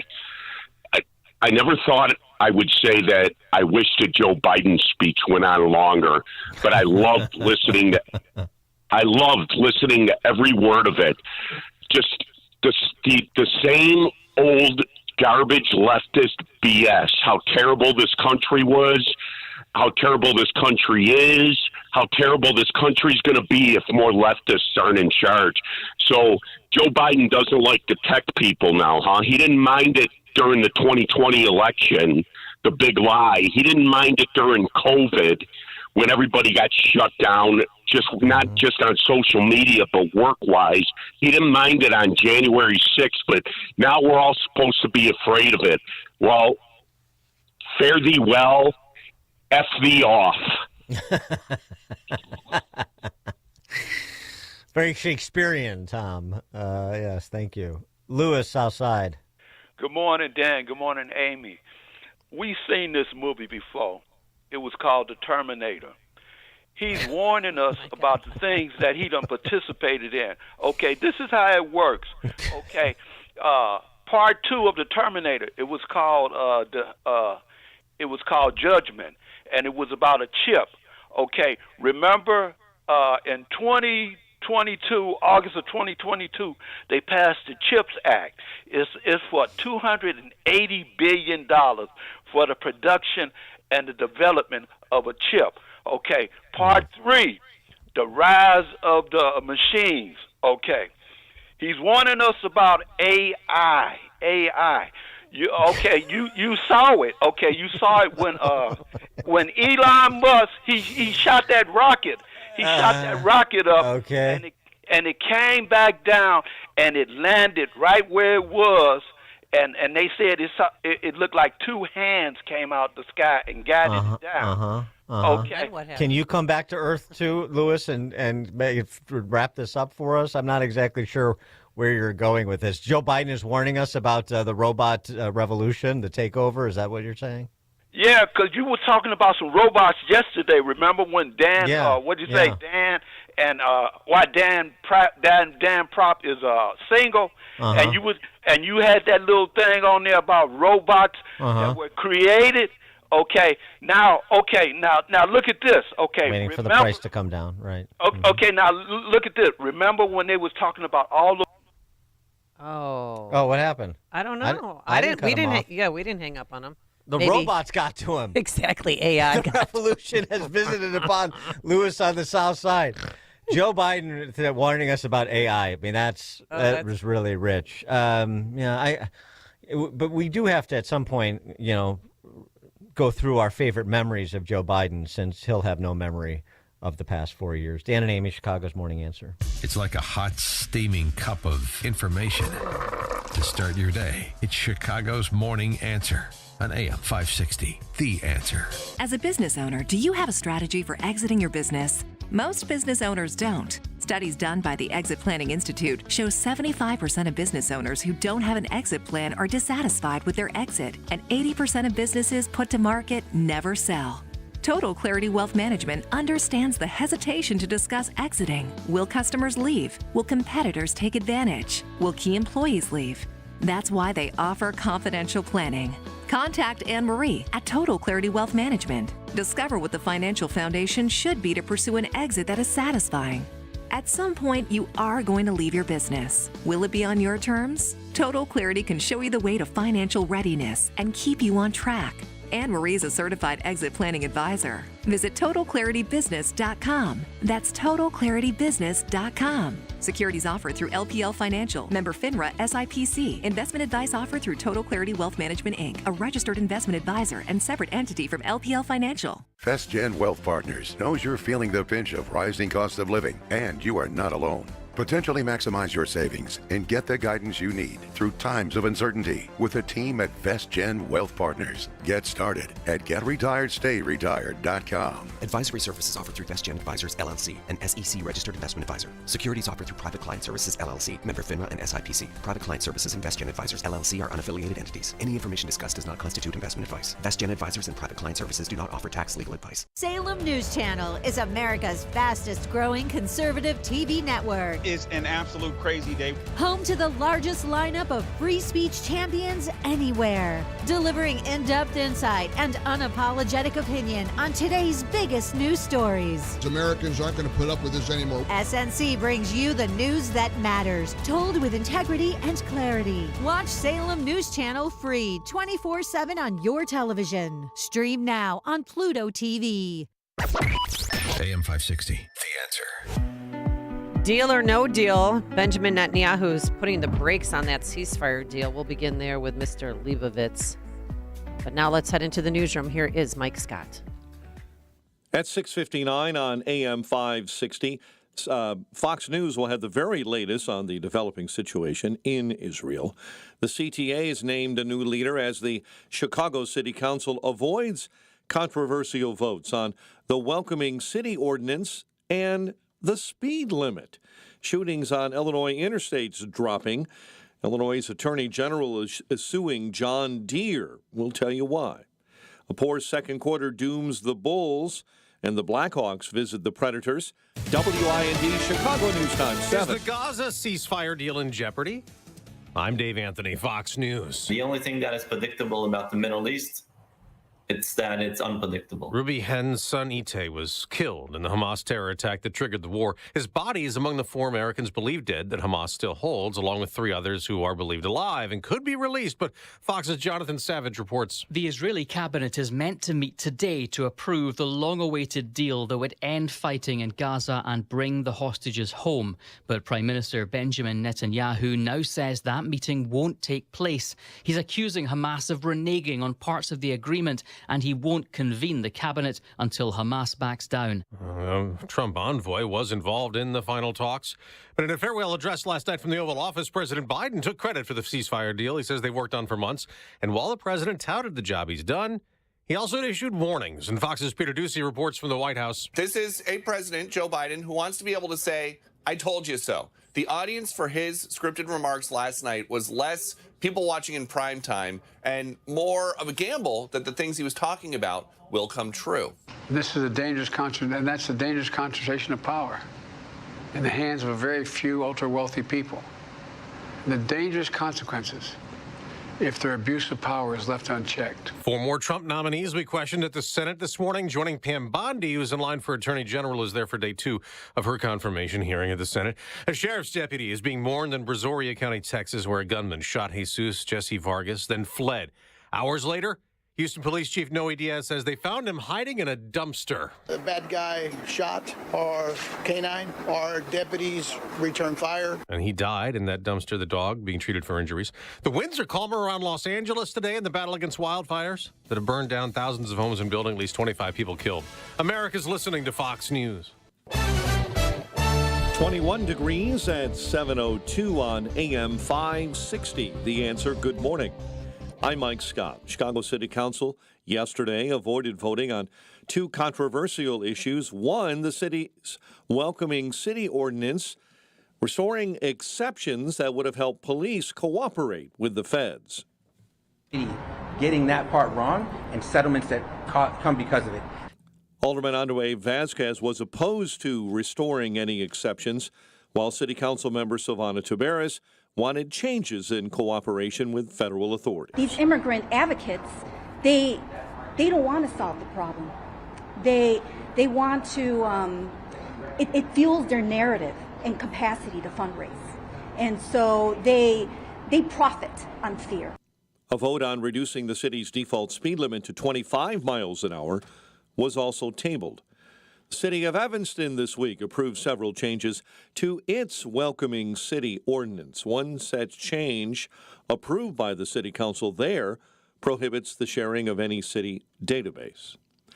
Walgreens is shutting down 5 stores on Chicago's west and south sides. It comes after the pharmacy store chain announcing last October it would be closing 1,200 stores in the U.S. over 3 years. A high school security guard was badly hurt, attacked at a north suburban high school. It happened Tuesday night at Niles North High School in Skokie. Police say someone stabbed the guard with a sharp object during a disturbance after a basketball game. No arrests have been made. Chicago Reader is at imminent risk of closure. The paper's publisher announced Tuesday that the Reader Institute for Community Journalism, which publishes the Reader, announcing the layoffs of staff positions due to the urgent need to reduce costs to avoid shutting down that publication. Chicago sports. Bulls lost to Atlanta 110-94. The Bears interview former Cowboys and Packers head coach Mike McCarthy in person at Hallis Hall. Last night in college hoops, Loyola edged Rhode Island. The news, a service of Balance of Nature, fruits and veggies in a capsule. Save 35% off your first preferred order with promo code Chicago. As a preferred customer, hurry, offer ends soon. A check of traffic and weather on the way next on AM 560. It's a new year, and any day now, you'll see that credit card bill for all the Christmas shopping you did. It sure would be nice to start the new year with some new cash, wouldn't it? Well, AM 560 wants to make that happen by giving you the chance to win $2,025 to start 2025. Enter for your chance to win at 560theanswer.com/cash. That's 560theanswer.com/cash.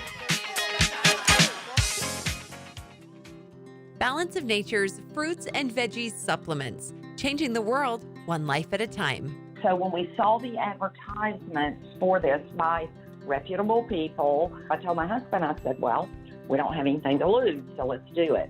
Within a month, I could see a difference. It's really great. Y'all should let me do those commercials. Do you know how many people I have gotten to take Balance of Nature? Start your journey with Balance of Nature supplements today. Call 1-800-246-8751 or go to balanceofnature.com and sign up as a new preferred customer to get 35% off your first preferred set with free shipping and our money-back guarantee. That's 1-800-246-8751. Don't wait. Now's the time to take action. Go to balanceofnature.com or call 1-800-246-8751 and get this special offer by using discount code CHICAGO. Wesley Financial Group is not a law firm. Do you find yourself stuck in a timeshare? Get the real facts about the timeshare industry and your options for cancellation. Chuck McDowell, founder of Wesley Financial Group, has put together a free information guide that reveals the secrets the timeshare industry doesn't want you to know, including the 5 ways to get rid of your timeshare. Call now and get this timeshare cancellation guide absolutely free. Call 800-893-2288. 800-893-2288. 800-893-2288.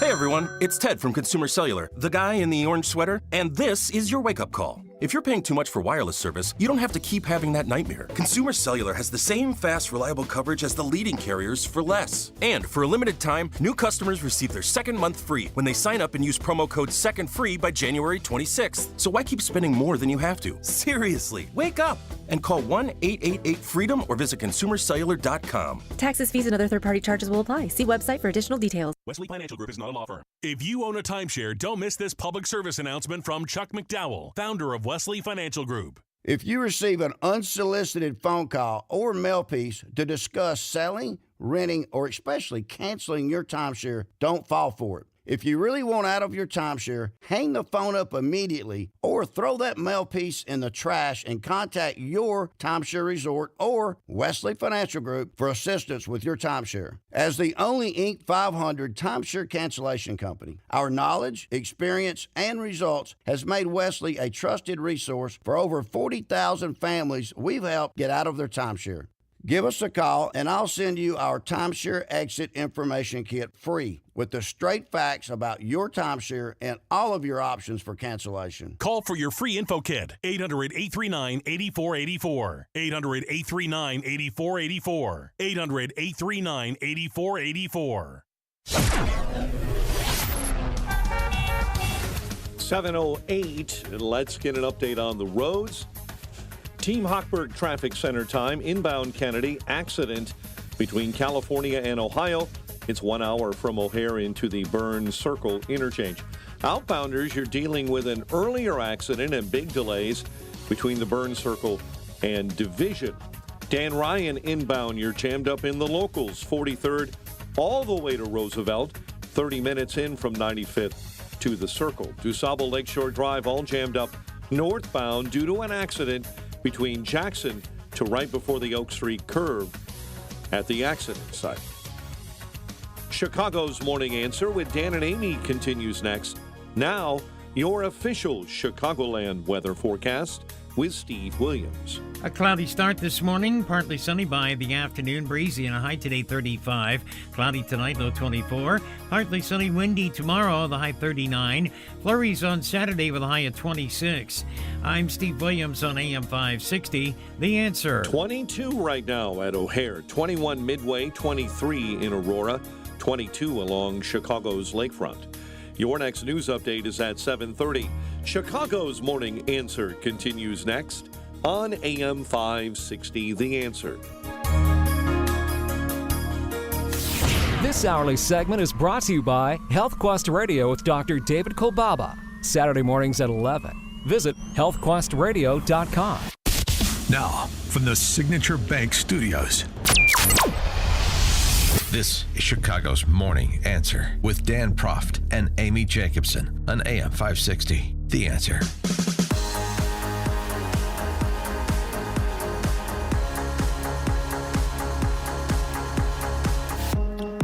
Top of the morning, Dan and Amy. So, President, again, Trump, the other week, put the marker down with respect to the release of hostages, American hostages in Gaza, saying this in the presence of his Middle East envoy, Steve Witkoff.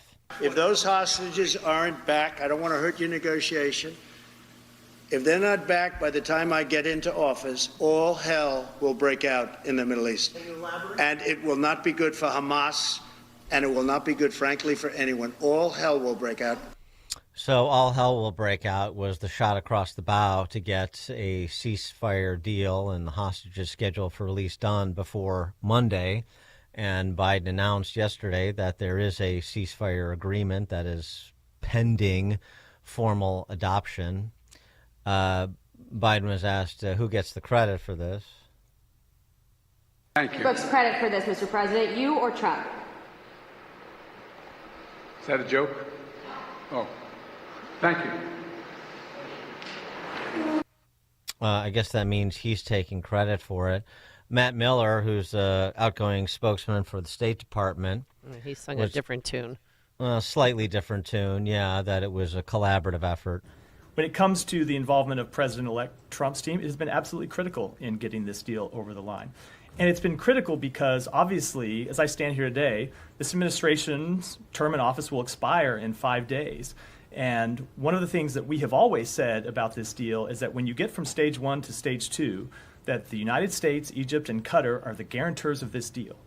And Egypt and Qatar will push Hamas to stay at the bargaining table and to get from stage 1 to stage 2, and the United States will push Israel to stay at the bargaining table to get from phase 1 and phase 2. So obviously those are promises we cannot make on behalf of the United States for any longer than the next 5 days. And so it's critical that all of the parties to the agreement and the other mediators see that when the United States is in the room making commitments, those are lasting commitments that extend beyond this administration into the next one. I would just say, lastly, I don't know if it's unprecedented to have envoys from an outgoing and an incoming administration sitting at the same table negotiating a ceasefire agreement of this kind. But if it's not unprecedented, it's certainly unusual. And we, of course, thank the Trump team for working with this on this ceasefire agreement. We think it's important that they were at the table. Well, in point of fact, Steve Witkoff was the lead, and this doesn't move without Trump providing the impetus. However, before arguing about who gets credit, you may want to consider, does Trump or Witkoff really want credit for this deal? Is this a good deal? I mean, I know that it's very tough, and you don't want to be callous. The idea that 2 of the American hostages will be released in the first phase, which is to take place over the next 6 weeks, starting Sunday, if this thing gets consummated. Yeah, and a total of 33 hostages released over 42 days, and some bodies will be returned. Yeah, well, so the 2 American hostages reportedly be released. That is big news, and that's going to be the headline. But the problem is it's in exchange for the release of 1,000 Palestinian prisoners. I mean, this hostage exchange, that's hostages for prisoners exchange, has the feel of sort of the Bo Bergdahl deal. Now, the difference, of course, is that these American and Israeli hostages didn't do anything wrong, and Bo Bergdahl deserted his unit.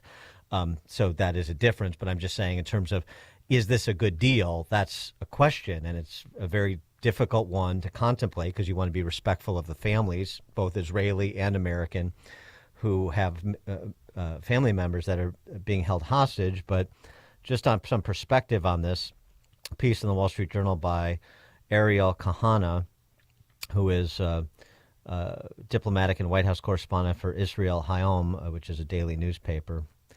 He makes the point, and it's good to put this in some historical context so we don't repeat previous mistakes. Under the agreement, Hamas will be able to replenish its depleted ranks. 700 or more terrorists will go straight from Israeli prisons to the streets of Gaza. Many are sadistic killers who spent their years behind bars dreaming of a return to the battlefield. By releasing these hardened criminals, Israel is repeating a mistake it has learned 100 times the hard way. Releasing large numbers of terrorists ignites waves of terror. This happened after the May 1985 Jabril Agreement, which led to the First Intifada. In 2011, Israel exchanged 1,027 Hamas prisoners for 1 kidnapped hostages. Gilad Shalit, among those released in exchange, was Yahya Sinwar, who later became the leader of Hamas in Gaza and masterminded the October 7th massacre. So let's, think beyond the front of our noses here, look beyond the front of our noses here a little bit about the implications of this deal. We want a ceasefire. You don't want more death and destruction, but you don't want Hamas being able to reconstitute itself and be on this endless hamster wheel of death and destruction either, do you? And that's why this morning, Fox right now just reporting that Netanyahu is delaying the vote to approve this ceasefire deal. Well, I'm sure he is trying to weigh exactly what we're discussing. For help with that weighing, pleased to be joined again by Leah Leibovitz, who's editor-at-large for Tablet and host of the Rootless podcast. That's Rootless, not Ruthless. Rootless. Leah Leibovitz, thanks for joining us. Appreciate it. A pleasure as always, friends. So what about this deal? First of all, look, Dan, Amy, I really appreciate your sensitivity in the introduction. It's impossible to even begin talking about it without remembering that as early as Sunday, we could have, a few Americans and a few Israelis who've been kept in purgatory for, more than a year back home with their families, and everyone should feel good about that. The second kind of caution note that I want to give is that none of us really know what President-elect Trump discussed with Benjamin Netanyahu behind closed doors. It is quite possible, as a lot of people in Israel are prognosticating, that there was some kind of talk like, hey, help me, do this now so that the ground could be quiet so that we could all focus on the real target here, the real instigator, the real problem, which is Iran. Yeah. All those things are possible. All those things are great. And, as we say in the Middle East, inshallah, may God will it so. But as you also said, this is a deal that, A, releases 1,000 hardened, insane, psychopathic terrorists who have killed hundreds of people, including Americans and Israelis, men, women, and children, back into the streets. Yahya Sinwar, as you said very well, we got to October because we did precisely what we're about to do. Number two, even more troubling, this deal keeps Hamas in power. Not only does it keep Hamas in power in Gaza, and if you were tuning in to the Gazan street yesterday, those people were celebrating like they had just won the Super Bowl. Right. They understand that for them it is a victory. More troublingly, look, Mahmoud Abbas, the Palestinian Authority president over in the West Bank, he's 89 years old. He is not likely to live very long. This all but guarantees Hamas control not just over Gaza, but also a huge kind of upswing in the West Bank as well. But I want to talk briefly about the thing that most disturbs me. I love that you started the clip with the show with the clip of President Trump. His words were very clear. He said, if all the hostages are not back by the time I'm in office, there will be hell to pay. All hell will break loose in the Middle East. Now, Donald Trump takes office on Monday. By Monday, we will have, at best, 1 or 2 or 3 hostages back home, not the 100, not even all the American hostages. And instead of hell to pay, what we're getting is millions and millions and millions of dollars paid through Qatari money back to Hamas to prepare again for another cycle. This just makes America look weak. It kind of reeks of the same bad old Biden era surrendering policies. I really hope, again, that it is part of some kind of overall strategic calculation that the president-elect has in mind, or even just kind of like, a misstep that will be corrected later. But I would love to have seen a much stronger American leadership and a demand on Hamas to return the hostages or actually face the consequences of American might. Well, before we go any further, how many American hostages, to the best of our knowledge, are still alive? I believe the number is 3. Yeah. The third, Eden Alexander, who served in the IDF, is supposed to be released as part of Phase 2 if this all gets done. Right. But I mean, so, Tom Cotton, Senator Tom Cotton, took the posture that the message to Hamas should be unconditional surrender or annihilation. There's your Correct. deal. I mean, is that what you suggest that the Trump administration's posture should be? Our first step. Yeah, here's our first step in the negotiation. Our first offer on the table is we're going to kill all of you unless you immediately return the hostages that you took against all international law and human, morality and decency. I think that is a pretty good American stance. And again, I think if you compare it historically, you started off by giving some historical analysis. I cannot help this morning but think of President Reagan and the Iranian hostages. That man did not negotiate. That man demanded that all the prisoners be returned, and they were. That's power. Well, the other thing, too, is, you heard from Matt Miller at the State Department describing the Phase 2 and, in their sort of the game of risk that they play at the State Department, it's going to go like this. Well, the Qataris and the Egyptians will hold Hamas's feet to the fire, and the Americans will hold Bibi's feet to the fire, and it's all going to work out famously. If the Qataris and the Egyptians had such sway over Hamas, then why are we still talking about Hamas?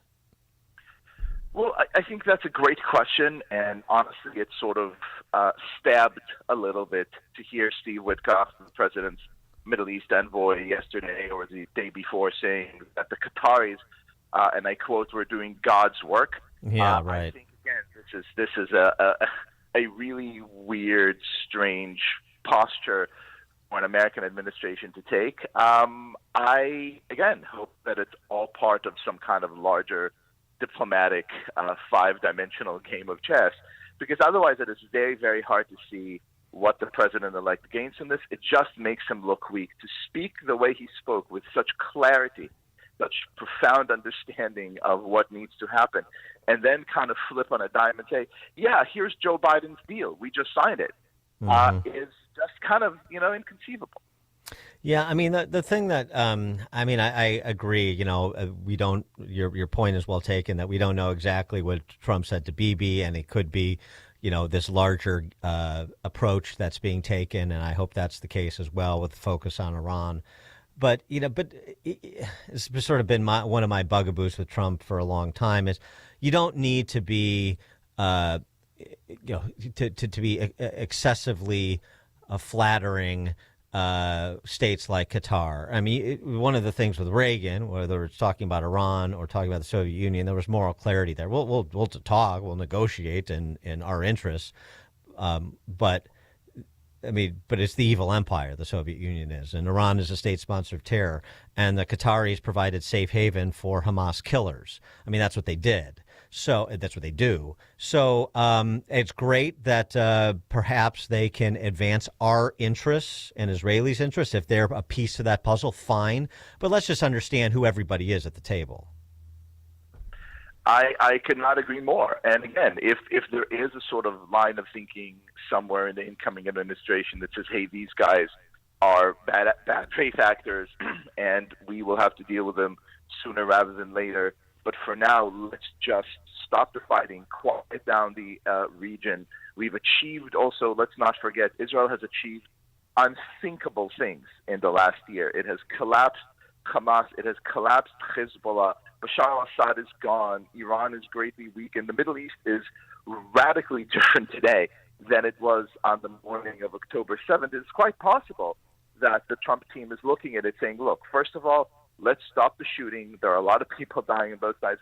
We need that to kind of just quiet down so we could actually begin to focus on our large strategic plan. Honestly, Dan, Amy, this is what I tell myself 3 times an hour these days. It is such a terrible deal. It makes us look so weak. I only pray to God that somewhere in the incoming White House, there is a very concrete folder with a plan to make America great again in the region, just as Ronald Reagan did, by the way, without firing a shot. Leo Leibovitz, editor-at-large for Tablet, tabletmag.com, and tabletmag.org. I'm forgetting offhand. .com, tabletmag.com. Okay, all right. And host of the podcast called Rootless. Leo Leibovitz, thanks so much for joining us. Appreciate it. My pleasure. Thank you. And he joined us on our turnkey.pro answer line. Listen to podcasts of Dan and Amy from the AM 560 mobile app. Download it today at 560theanswer.com/mobile. You heard me talk about Relief Factor and how so many people enjoy a better, more pain-free life because of it. If you're dealing with everyday pain, it makes sense you'd want to try it first. Well, Relief Factor makes that pretty pain-free too with their 3-week quick start kit for only $19.95, less than $1 a day. Relief Factor is a daily supplement that fights pain naturally. Relief Factor doesn't just mask pain temporarily, it helps reduce or eliminate pain. Visit relieffactor.com or call 1-800-4RELIEF, 800-4RELIEF for Relief Factor. Hi, this is Rhett Rasmussen of BestHotGrill.com. We make the amazing Solaire infrared gas grills that are built to last and will consistently deliver better than restaurant grilled food. The Solaire infrared burner heats up to 1,000 degrees in just 3 minutes, even in the dead of winter. The high heat locks in the juices and flavor and grills food faster. Learn more about these fantastic USA-made grills at BestHotGrill.com. Solaire hot, fast grills at BestHotGrill.com. All right. If you have chronic pain due to arthritis or an injury, pain I'm talking about in your hips, back, or shoulder, why are you living like that? Make the decision now to say no. You're not going to do it. Get moving again in 2025. No one's going to help you but yourself, and you can get it done with help from QC Kinetics, the nation's leader in regenerative medicine and joint preservation. They're right here in the Chicago area under the leadership of Medical Director Dr. Ashley Carvelli. Yes, you can revitalize your joints with advanced orthobiologic treatments at QC Kinetics. No steroids, no drugs, no surgery, no downtime. That's important. Folks, this is the future of medicine. They're using an array of natural solutions like PRP to attack the pain from arthritis. And so many of our neighbors have discovered these cellular treatments, including Joe Rogan. He recently mentioned his positive results with regenerative medicine on his podcast. So live again. Take charge. No one's going to help you but yourself. So if you want to learn more about how you can refresh your joints and get lasting relief without steroids, surgery, drugs, and downtime, here's what you do. Call our good friends at QC Kinetics for a free consultation. They'll walk you through the process. They'll tell you how it works, and they'll decide whether or not you're a good candidate. They're not going to waste your money. They care about you, and they're looking out for you and your best interests. And guess what? They even have appointments on Saturdays. So deal with joint pain right now so you can make the most of your new year. Here is the number to call for your free consultation. 312-809-5955. 312-809-5955. I'll say it again.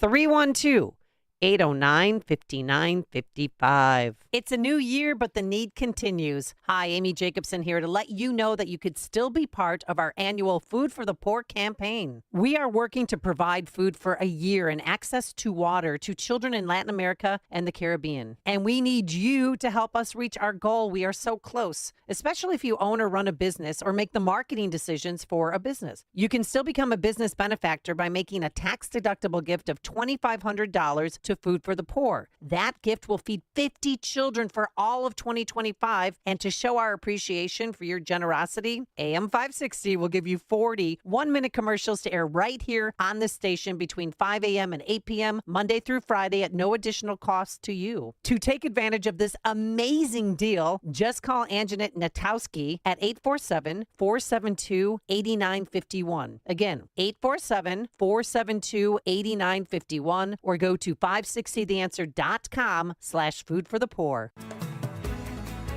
At Signature Bank, going the distance for business banking customers is what we do every day. We understand that business owners have a strategic mission, a drive to succeed, a plan for growth, and don't have time to wait for a bank to respond. With Signature Bank, you not only have a banking partner that has roots right here in Chicago, but our decisions are made locally too. Signature Bank knows that when you have a question or problem about your business, you want answers. You need someone who will pick up the phone or respond to your text. You need someone who is always there for you. That's Signature Bank. We are a team that wants to get to know you and your business. Want to be Signature Bank's next success story? Give us a call today at 773-467-5630 or visit us online at signaturebank.bank. Member FDIC Equal Housing Lender. spoke with a member on the Elk Grove Village Board yesterday who's been taking Balance of Nature for years, and she got her son hooked on Balance of Nature, and now she's got to pay for him every month to take his Balance of Nature. But they both love it because they don't get enough fruits and veggies on their own, and that's where Balance of Nature comes in. 6 capsules a day. You're getting several servings of 31 different fruits and vegetables. It is amazing. I love it. They've been a proud sponsor of the station for 10 years plus, and I back them 100%. And it's so easy to open up those individual capsules and dust them over salad or mix them into a juice drink or warm water. Thousands of AM 560 listeners love their Balance of Nature, and you will too. Order your fruits and veggie supplements today by calling 800-246-8751. Use coupon code Chicago. Save 35% off your first set and free shipping when you become one of the cool kids, a preferred customer. 800-246-8751. Call now or order online at balanceofnature.com.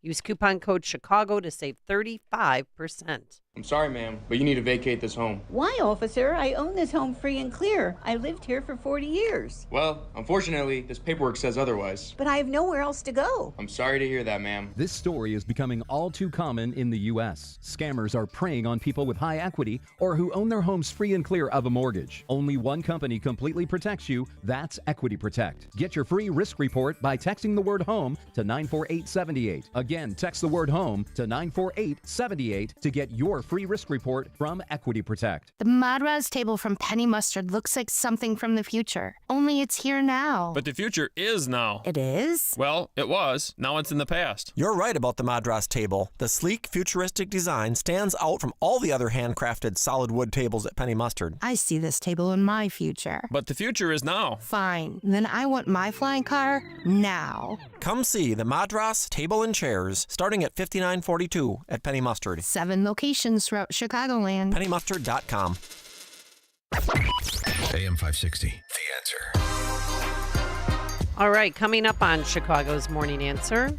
At 7:37, what a B-1 bomber crash at Ellsworth Air Force Base in South Dakota last year tells us about the real problem within the armed services that Pete Hegseth must confront. We'll start there with investigative journalist Matt Wolfson at 7:37. But first, let's stop by that newsroom once again. Here's Mike Scott. 25 degrees, 7:32. Prime Minister Benjamin Netanyahu said moments ago that a last-minute crisis with Hamas is holding up Israeli approval of a long-awaited ceasefire that would pause the fighting in the Gaza Strip and release dozens of hostages. Netanyahu signaled there were issues with the deal shortly after U.S. President Joe Biden and a key mediator, Qatar, announced it was complete. During a confirmation hearing for Secretary of State, Florida Senator Marco Rubio said the deal could be a positive move forward. I'm hopeful that there is an agreement in place that will bring hostages back immediately in an exchange and in a 3-phase plan that Secretary Blinken sort of has outlined over the last 24 hours. On the same day that he tried to confirm a ceasefire deal between Israel and Hamas, President Biden delivered his combative farewell address from the Oval Office. Today, an oligarchy is taking shape in America of extreme wealth, power, and influence that literally threatens our entire democracy, our basic rights and freedoms, and a fair shot for everyone to get ahead. Police say the death toll in a months-long standoff between authorities and miners trapped while working illegally underground at an abandoned gold mine in South Africa has risen to 87. Round-the-clock containment efforts continue in Southern California as crews continue to battle wildfires. Yesterday, California Governor Gavin Newsom pleaded with President-elect Donald Trump to visit L.A. I don't want him just to see the damage. I want him to meet with the community. And I also want him to understand the magnitude of what just has occurred. The death toll remains at 25. Chicago City Council avoids voting on 2 controversial issues yesterday. Aldermen did not vote on restoring a few exceptions to the city's welcoming city ordinance. City Council members also tabled a vote to reduce the city's default speed limit to 25 miles an hour. The number of shootings on interstates in Illinois is down for a 3rd year in a row. Illinois State Police report interstate shootings statewide decreased 31% as compared to 2023. And Illinois is now the only state that requires a behind-the-wheel driving test based on age, but that may soon change. Secretary of State Alexi Janulius says the Road Safety and Fairness Act would make the age for behind-the-wheel testing 87, raising it from 79. State Representative Jeff Kiker was one of those who put the legislation forward last year. State legislators working collaboratively in a bipartisan way and having an executive officer willing to stand up, change the policies in the department for the betterment of all the seniors in the state of Illinois. Last year, about 55,000 drivers between the ages of 79 and 86 took the driving test. Of those, only 55 failed. Bulls lost to Atlanta. Blackhawks take on Nashville. The Bears interview former Cowboys and Packers headman Mike McCarthy at Hallis Hall for their open head coaching job. The news service of Balance of Nature, fruits and veggies in a capsule. Save 35% off your first preferred order with promo code Chicago as a preferred customer. Hurry, offer ends soon.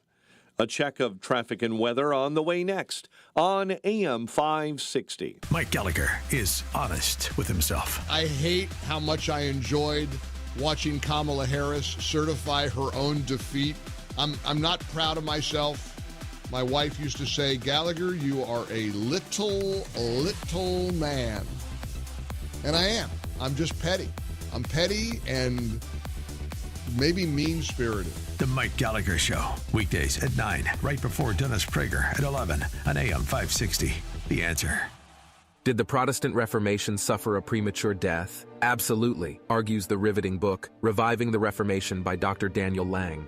The book of Acts chapter 21 verse 20 reports that myriads or tens of thousands of Jewish believers dwelled in Jerusalem, and they were all zealous for the Torah. Their leaders were guiding the early Messianic faith. 40 years after the death of Jesus, however, the Jews revolted against Rome. This rebellion caused a Roman hammer to crush Israel, destroying the temple and Jerusalem. Following this devastation, the leadership of the Jerusalem church fell into other hands. Reviving the Reformation recovers the lost first-century Messianic faith. It answers the most difficult questions that some dare not ask about traditional Christianity. Buy Reviving the Reformation on Amazon. For a deep discount, purchase the book securely from the author at revivingthereformation.com. That's revivingthereformation.com. And like Reviving the Reformation on Facebook.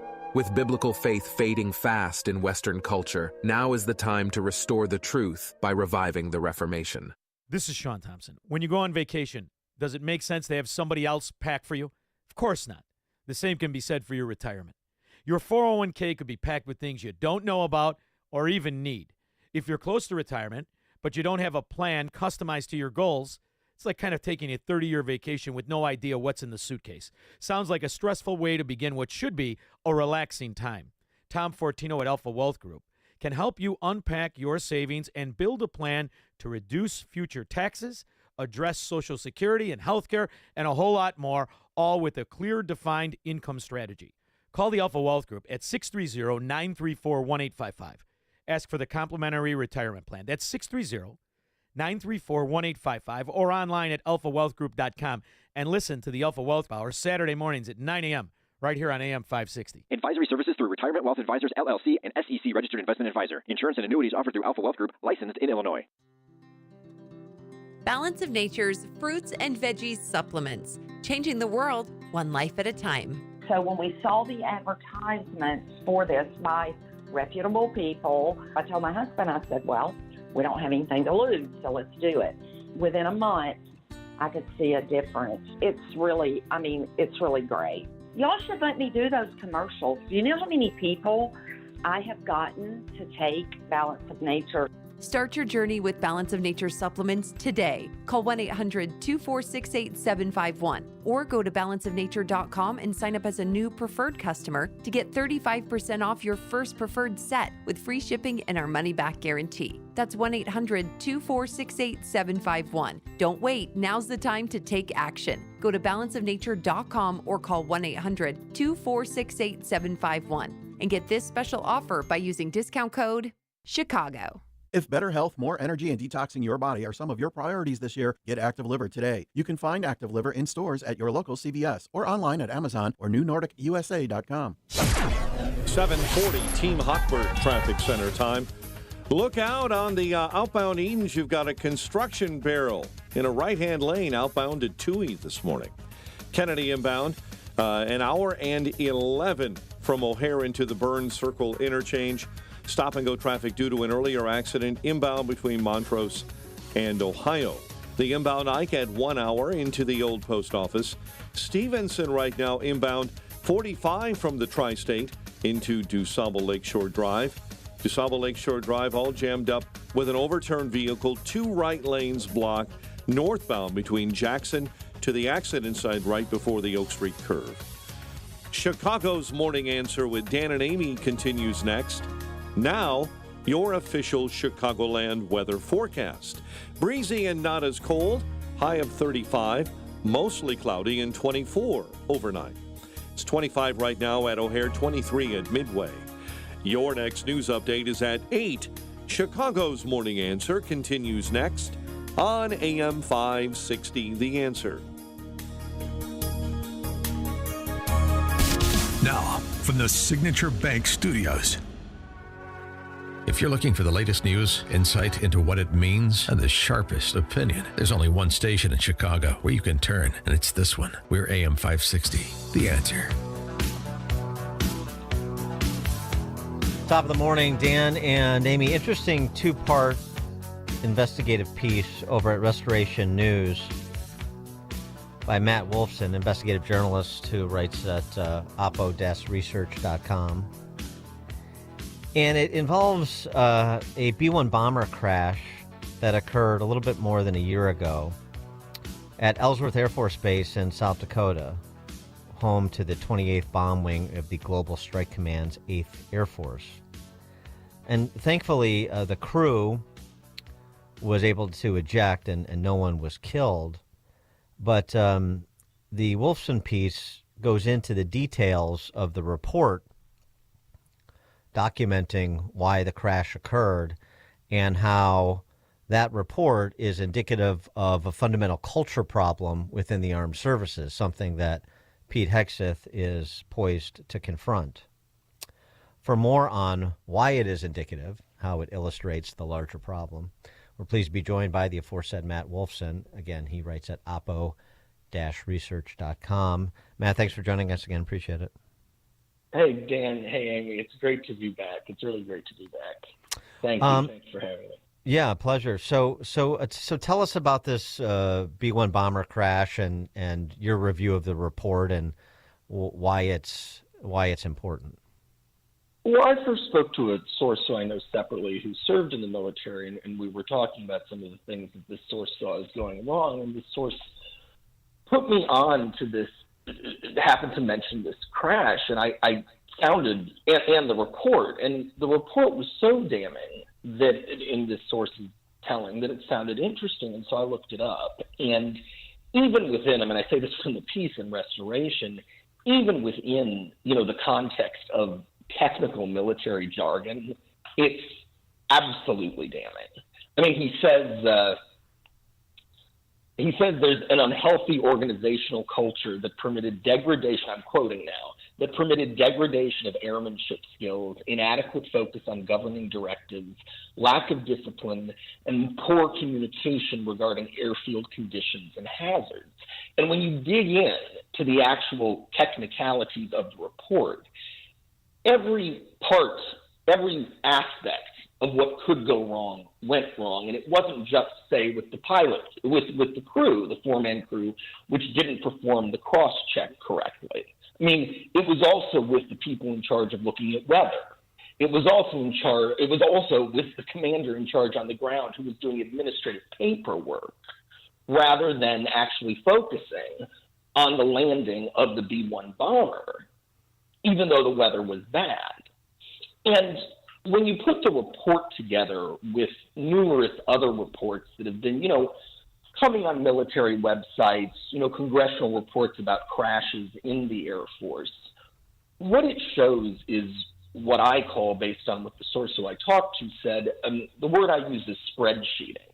And it's basically the growth of bureaucrats, lawyers, administrators, procurement officers, and the shrinking at the same time over the last 25 years of actual personnel.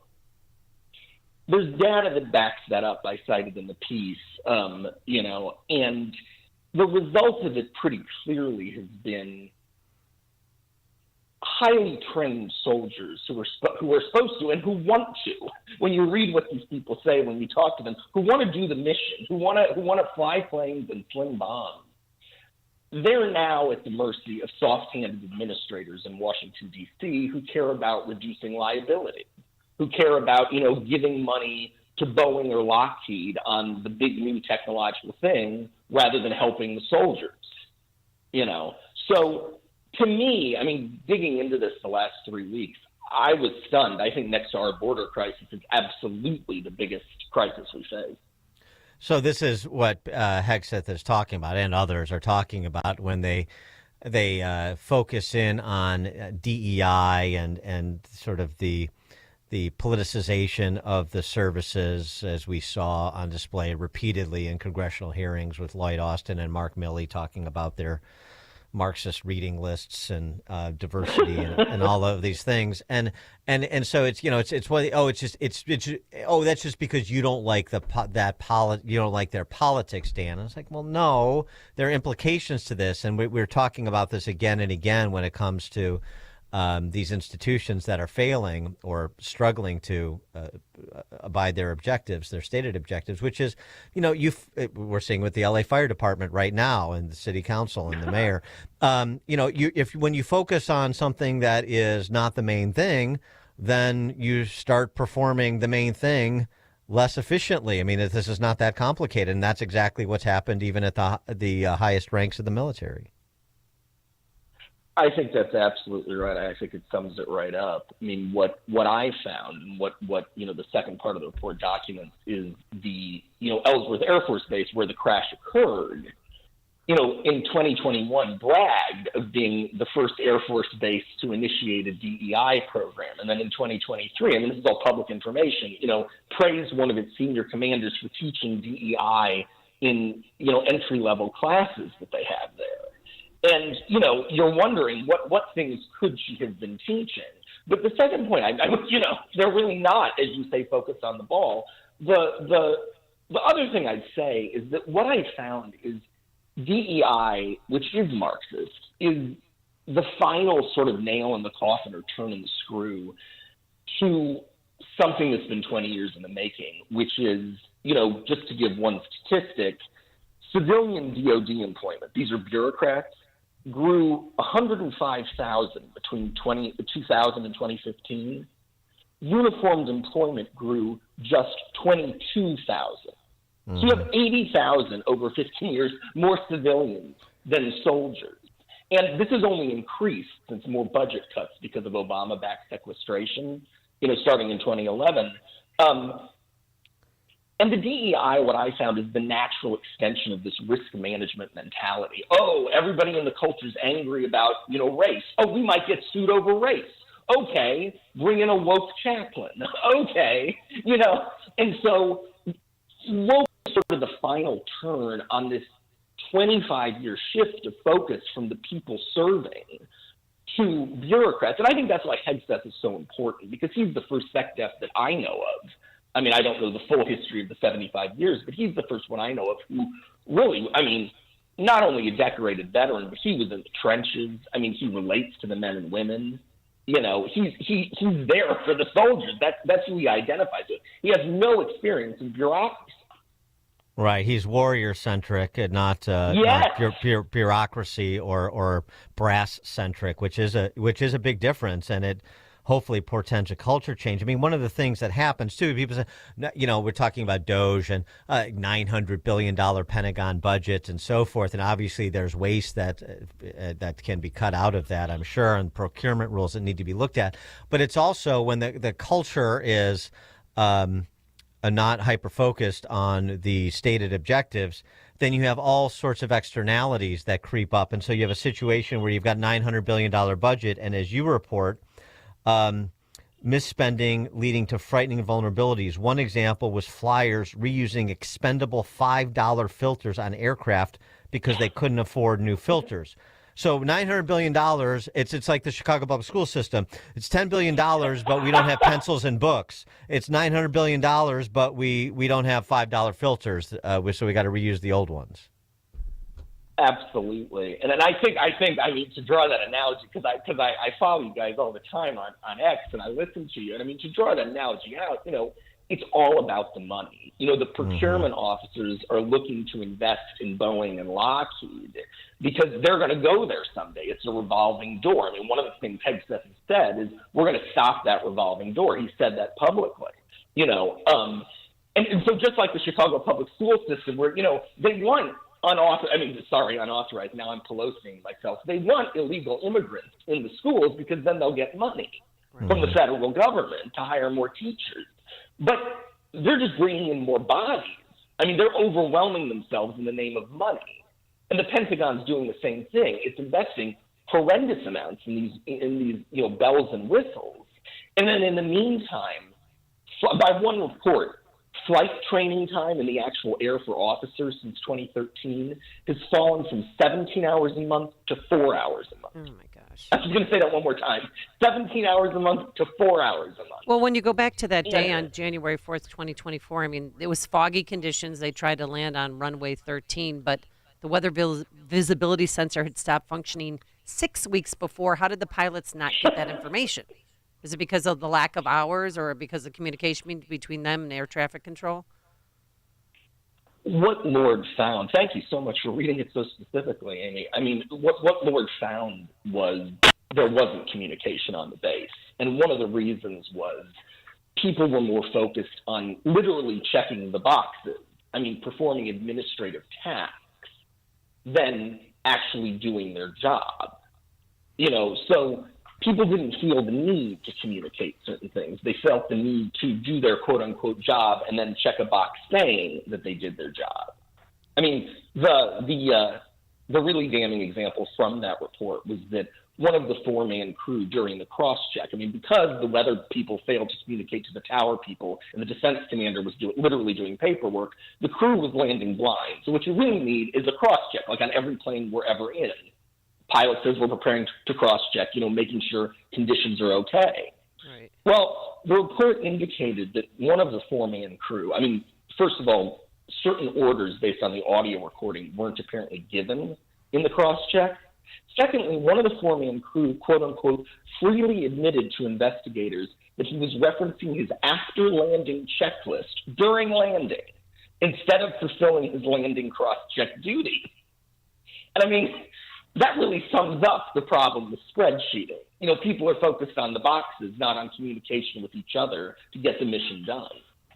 I got a text from a friend whose son is a pilot in the military. My son only flies 10 to 12 hours a month as an active pilot. So just speaking to what you were saying in terms of the sharpening your skills. So on the training side as well as on the, just the regularity of flying to make sure you continue to enhance your skills. You got to do something to improve your skills, right?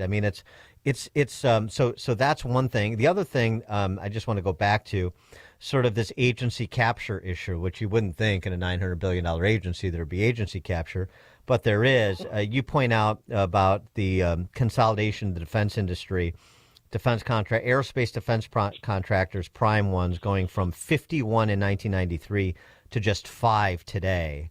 And we heard from Senator Mark Wayne Mullen in Oklahoma reminding the senators during the Hegseth confirmation hearing that they had to vote on a waiver for Lloyd Austin to serve as SecDef because he was coming off the board of Raytheon, to your point about the brass going to serve on those boards. Right. But this example that you give that I guess comes from a report filed by Eric Prince about what we could have helped the Israeli Defense Forces with and why we didn't. Tell that story.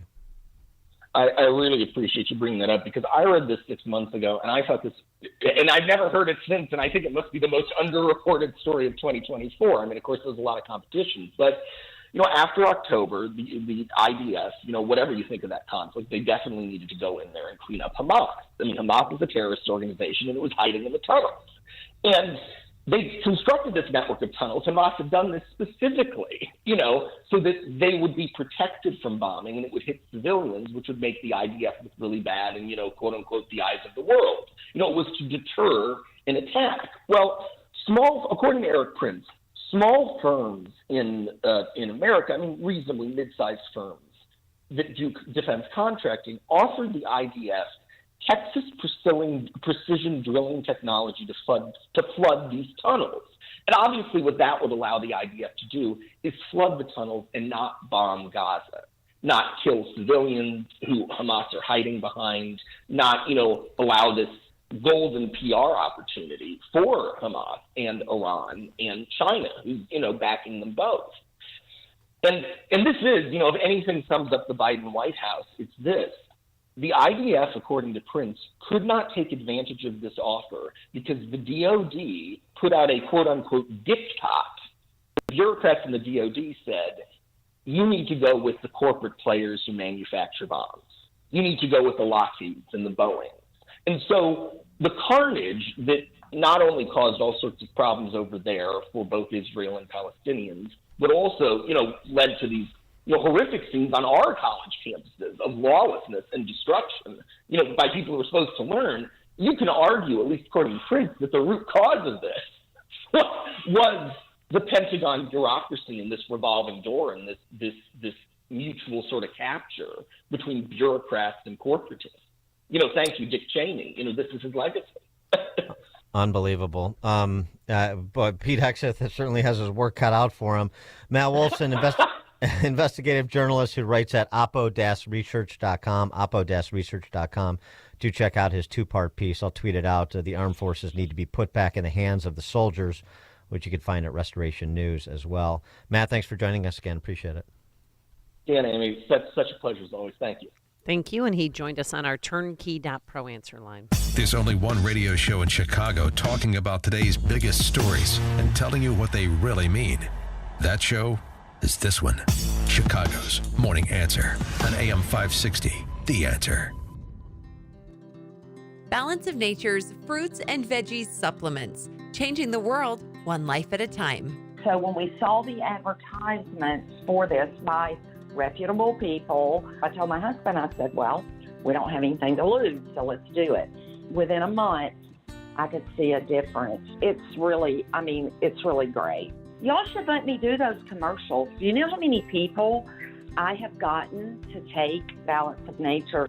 Start your journey with Balance of Nature supplements today. Call 1-800-246-8751 or go to balanceofnature.com and sign up as a new preferred customer to get 35% off your first preferred set with free shipping and our money-back guarantee. That's 1-800-246-8751. Don't wait. Now's the time to take action. Go to balanceofnature.com or call 1-800-246-8751 and get this special offer by using discount code Chicago. Always still look at myself as a high-performing athlete, even at 40 years old. And so I want to go able to run and run fast and do things that I could 15 and 20 years ago. And it was getting to the point where the pain was starting to limit that. Pain attacks people from all walks of life, not just former professional athletes like Bobby Carpenter. That's where QC Kinetics non-surgical treatment steps in. And now that the pain is gone, I've been able to go and do the stuff that I love and run fast and run sprints and try to get back to where I was. QC Kinetics regenerative treatments use your body's own healing properties to deliver long-term relief without surgery. Now, being able to go and work out and do the stuff that I want to do and challenge my body, it's made me a better person, a more pleasant person to be around. Don't wait. Call QC Kinetics for your free consultation today. QC Kinetics. Call QC Kinetics, 312-809-5955. That's 312-809-5955. 312-809-5955. AM 560, The Answer. All right, coming up on Chicago's Morning Answer. I never thought I'd get to talk porn with Professor Richard Epstein, but we're going to talk pardons and porn with the great law professor Richard Epstein at 8:08. Stay tuned. What's not to love? But now let's head into the newsroom. Here's Mike Scott. A new CTA leader is named. Walgreens closing 5 stores on Chicago's south and west sides. The Illinois Attorney General is suing John Deere and Company. We'll tell you why. Poor second quarter dooms the Bulls, and the Blackhawks visit the Predators in Nashville. WIND Chicago News Time is 8 o'clock.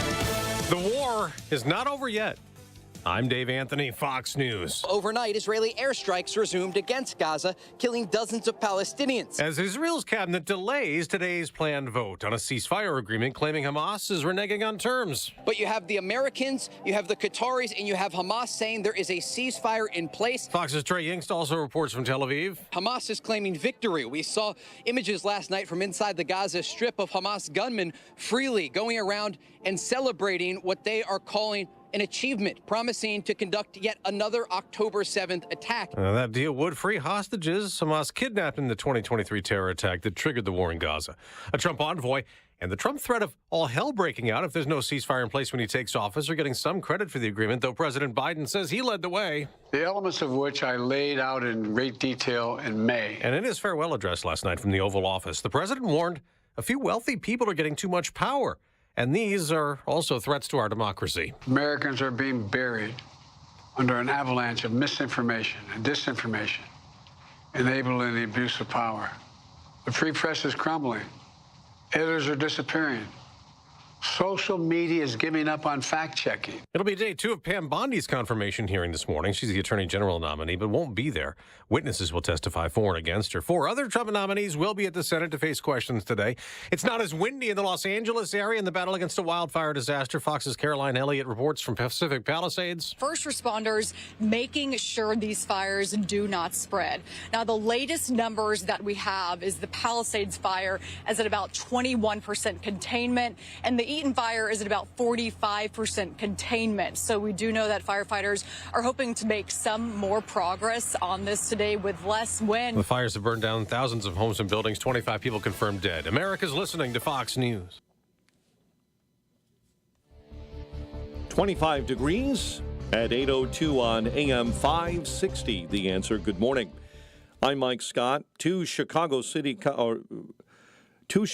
Council aldermen wanted to make changes to the city's welcoming city ordinance, but were rejected by the full city council and Mayor Brandon Johnson yesterday. Ray Lopez and Silvana Taveras wanted changes in cooperation with federal authorities. These immigrant advocates, they don't want to solve the problem.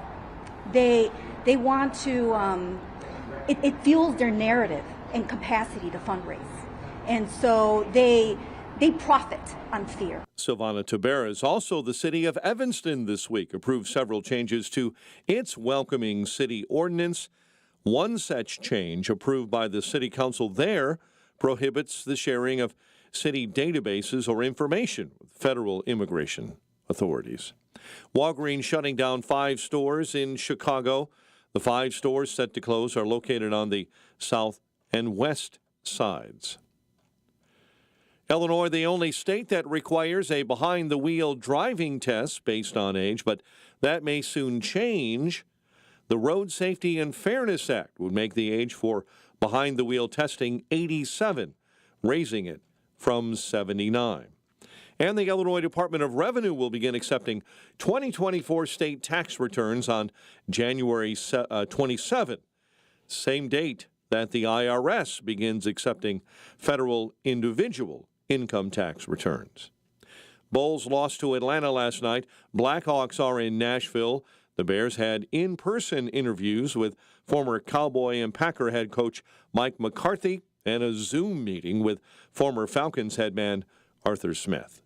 The news, a service of In Grace with Pastor Jim Scudder Jr., now heard Sunday morning at 7:30 right here on AM 560.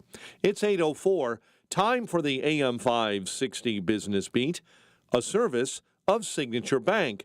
Visit signaturebank.bank for all your commercial banking needs. And now the latest from the Fox Business Network. I'm Charles Payne, and this is the Fox Business Report. Bank of America's holiday quarter was upbeat. Like other big banks, it was helped by investment banking. Bank of America shares are up 2%. United Health Group is reporting its first earnings since its executive Brian Thompson was killed last month. Earnings were slightly higher, though sales gains were weaker than predicted. United Health is standing by its forecast for the year, but the stock is down 4.5%. Cartier's parent company, Richemont, is reporting a better-than-expected quarter. The highest-end luxury brands have been holding up better than the rest of the industry. Shoppers have been heading to Target to buy clothing, toys, and beauty products. Target says Black Friday and Cyber Monday were record sales days. Target's boosting its holiday quarter sales forecast. That's your Fox Business Report. I'm Jenny Cosola. Invested in you. A check of traffic and weather is on the way next on AM 560. It's a new year, and any day now, you'll see that credit card bill for all the Christmas shopping you did. It sure would be nice to start the new year with some new cash, wouldn't it? Well, AM 560 wants to make that happen by giving you the chance to win $2,025 to start 2025. Enter for your chance to win at 560theanswer.com/cash. That's 560theanswer.com/cash. For over 100 years, St. Andrew's Lutheran School in the heart of Park Ridge has been dedicated to education excellence, spiritual growth, and service to the community. Parents continue to express their gratitude to the school for all it has to offer their children. My second child just graduated from St. Andrew's Lutheran School in Park Ridge. Not only did both place into advanced classes in high school, but St. Andrew's teachers have enabled me to achieve my most important goal as a parent, to be confident that they know their Savior and that they'll be with me in heaven someday. From kindergarten through 8th grade, your child will learn in a Christ-centered, individualized, nurturing environment. Take a tour, visit with faculty, and register for the upcoming school year on Sunday, January 26th from noon to 2. For details, visit St. Andrew's Lutheran School in Park Ridge online at standrewspr.org. Provide your child with the gift of a Christ-centered St. Andrew's education. Find out more today at standrewspr.org. It's Dr. David Kolbaba. With cold and flu season, now is the time to ensure you're building an effective immune system. Zinc is so critical for every function of your body, especially your immune defense. And there's no better way to check your zinc levels than our zinc tally test. First, we'll test you in our offices, and then you get to take your very own zinc tally test home with you, and once a week, watch your steady progress. Can't get to our offices for your first zinc tally test? No problem. We'll ship a kit to you. It's so fast and simple to use, with quick results in just seconds, with you not having to pay for those blood tests to check for zinc deficiencies, which most of us probably are deficient. So call our Health Quest radio hotline at 800-794-1855 to order yours today. And listen to Health Quest Radio with me, Dr. David Kolbaba, this Saturday morning at 11. Call 800-794-1855. That's 800-794-1855. Wesley Financial Group is not a law firm. Do you find yourself stuck in a timeshare? Get the real facts about the timeshare industry and your options for cancellation. Chuck McDowell, founder of Wesley Financial Group, has put together a free information guide that reveals the secrets the timeshare industry doesn't want you to know, including the 5 ways to get rid of your timeshare. Call now and get this timeshare cancellation guide absolutely free. Call 800-893-2288. 800-893-2288. 800-893-2288. Hey everyone, it's Ted from Consumer Cellular, the guy in the orange sweater, and this is your wake-up call. If you're paying too much for wireless service, you don't have to keep having that nightmare. Consumer Cellular has the same fast, reliable coverage as the leading carriers for less. And for a limited time, new customers receive their second month free when they sign up and use promo code SECONDFREE by January 26th. So why keep spending more than you have to? Seriously, wake up and call 1-888-FREEDOM or visit consumercellular.com. Taxes, fees, and other third-party charges will apply. See website for additional details. It's 8:09. Let's get an update on the roads. Team Hochberg Traffic Center time is a service of Balance of Nature, fruits and veggies in a capsule. Save 35% off your first preferred order with promo code Chicago. Hurry, offer ends soon. Inbound Kennedy at an hour 10, O'Hare into the Burns Circle interchange. Slow traffic on the Ike end, an hour 7 from 390 into the old post office. Stevenson on the outbound side, your jammed up Chinatown feeder to the Dan Ryan merge. The Ryan itself at 38 minutes, 95th into the Burn Circle interchange. Solid traffic on DuSable Lakeshore Drive northbound between Foster and Hollywood. Chicago's Morning Answer with Dan and Amy continues next. AM 560 Weather Center forecast with Steve Williams. Cloudy skies this morning. It'll be partly sunny this afternoon. Breezy, high 35. Cloudy tonight and a low 24. Partly sunny, windy tomorrow, the high 39. Flurries, breezy and colder on Saturday, the high 26. I'm Steve Williams on AM 560, The Answer. 25 at O'Hare. Next news at 8:30. Breaking news as it happens. Chicago's Morning Answer continues next on AM 560, The Answer. Now, from the Signature Bank Studios. This is Chicago's Morning Answer with Dan Proft and Amy Jacobson on AM 560. The Answer.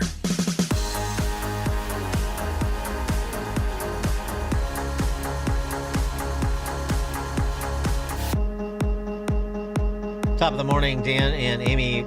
J.D. Vance, the vice president-elect, getting some heat this week in MAGA world for this statement that he made about January 6th pardons for those prosecuted for activities on January 6th.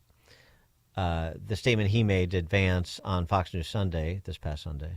January 6th pardons, President Trump says there's a process. Where is the line drawn on who will and wouldn't be considered for a pardon? I think it's very simple. Look, if you protested peacefully on January the 6th and you've had Merrick Garland's Department of Justice treat you like a gang member, you should be pardoned. If you committed violence on that day, obviously you shouldn't be pardoned. And there's a little bit of a gray area there, but we're very much committed to seeing the equal administration of law. And there are a lot of people, we think, in the wake of January the 6th who were prosecuted unfairly. We need to rectify that.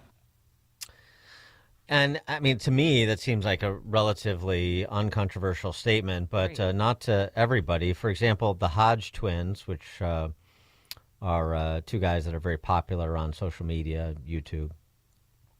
Video gets released of cops shooting innocent J6 protesters, and J.D. Vance goes on Fox News and tells the world that only nonviolent protesters should get pardoned. Better rethink what you just said, J.D. Ooh. And others chimed in, too, in the direction of the Hodge twins. Vance responding. First of all, I donated to the January 6th Political Prisoner Fund and got roasted for doing so during my Senate race. I've been defending these guys for years. Second, there were federal informants in the crowd. Do they get a pardon? I don't think so. The president is saying he'll look at each case, and me saying the same, is not some walk back. I assure you we care about people unjustly locked up. Yes, that includes people provoked, and it includes people who got a garbage trial. So I don't think there's any walk back. In point of fact, I think the only question is about so-called blanket pardons after the big guy essentially gave one to his son. And this was brought up at Pam Bondi's confirmation hearing yesterday by none other than Adam Schiff, a disgraced officer of the court, or at least a disgraced officer in the minds of anybody who cares about the rule of law. This was that exchange. Will it be your advice to the president? No, Mr. President, I need to go over them on a case-by-case basis. Do not issue blanket pardons. Will that be your advice to the president? Senator, I have not looked at any of those files. If confirmed, I will look at the files and for the pardons, as well will as you the be able to ongoing review investigation. hundreds of cases on day one? I will look at every file I am asked to look at. Of course you won't. So will you advise the president? Can I answer the question? Well, my question I would is, have plenty of staff. You said, of course you want. You'll be able to review Listen, hundreds I'm of not going to cases on the first day? mislead this body nor you. All right, let me ask another question. You don't want to answer that. Let me answer You were another question. censured by Congress, Senator, for comments just like this that are so reckless. Yeah, I like Bondi sparring back there and not just taking the nonsense from Adam Schiff. I mean, first of all, does everything need to literally happen on day one? Does every pardon or commutation related to January 6th individuals prosecuted for January 6th conduct, does that all happen on day one? No, of course not. And I don't really understand the controversy, although I do understand the purposeful misdirection. On the one hand, their guy, the big guy, issued a blanket pardon. On the other hand, despite the fact that J.D. Vance, President Trump, now Pam Bondi are basically saying, I'll look at this on a case-by-case basis, they're still warning against the prospect of blanket pardons by Trump. The typical. We're concerned they're going to do what we've already done. Very compelling. For more on this, we're pleased to be joined again by Professor Richard Epstein, the James Parker Hall Distinguished Service Professor Emeritus of Law, Senior Lecturer at the University of Chicago, who has opined on this topic over at the Civitas Institute, civitusinstitute.org. Professor Epstein, thanks for joining us again. Appreciate it. Oh, it's always a pleasure. After listening to that dialogue, I don't know what's left to say. Well, I'm sure there's much more to say about this. I'm sure there is, but yes, it was unbelievable to listen to. Well, I mean, so what about this? I mean, the precedent has been set, arguably, of blanket pardons by President Biden, and so if Trump wants to do blanket pardons for J6 defendants or J6 convicts, then what's to stop him? Well, I mean, it's more complicated. With Biden, the reason why the so-called general pardon, the preemptive pardon, was so dubious, he's freeing him from charges that have never been made, so nobody knows what he's done. And if you look at some of the established law, ironically, in a case called Garland, but not involving Merrick, what it says is if you get a pardon, it's as though these things never happened. In this particular case, you have particular people who did particular things. And Vance basically said they're cases of violence, they're cases of nonviolence, and they're gray cases in between. So it's not a question of giving people blanket pardons for offenses unrelated to January 6th. The correct approach in this issue is to give case-by-case review, which they said. Now, the interesting thing about this is that Ms. Bondi did not mention, but is critical. There is a board of pardons out there, which has been established with the regular budget and so forth. And one of the most scandalous things about Joe Biden is anytime he wanted to make a blanket pardon, he just ignored everything that came from down below. And that's a real miscarriage of justice. In many of the cases where there were pardons, there were violent criminals, there were prosecutors, there were family members that thought that the convictions were correct. And what they said, in effect, is by the way of giving this pardon, is exonerating something from guilt. And Biden never listened to the other side, never did it. And I think, in fact, that's what you really have to do with respect to January 6th. And obviously, you can't do it all on the first day. And so what you start to do is you sort of put them into triage. You try to figure out what the easy cases are, what the easy cases for non-pardons are, and those in the middle.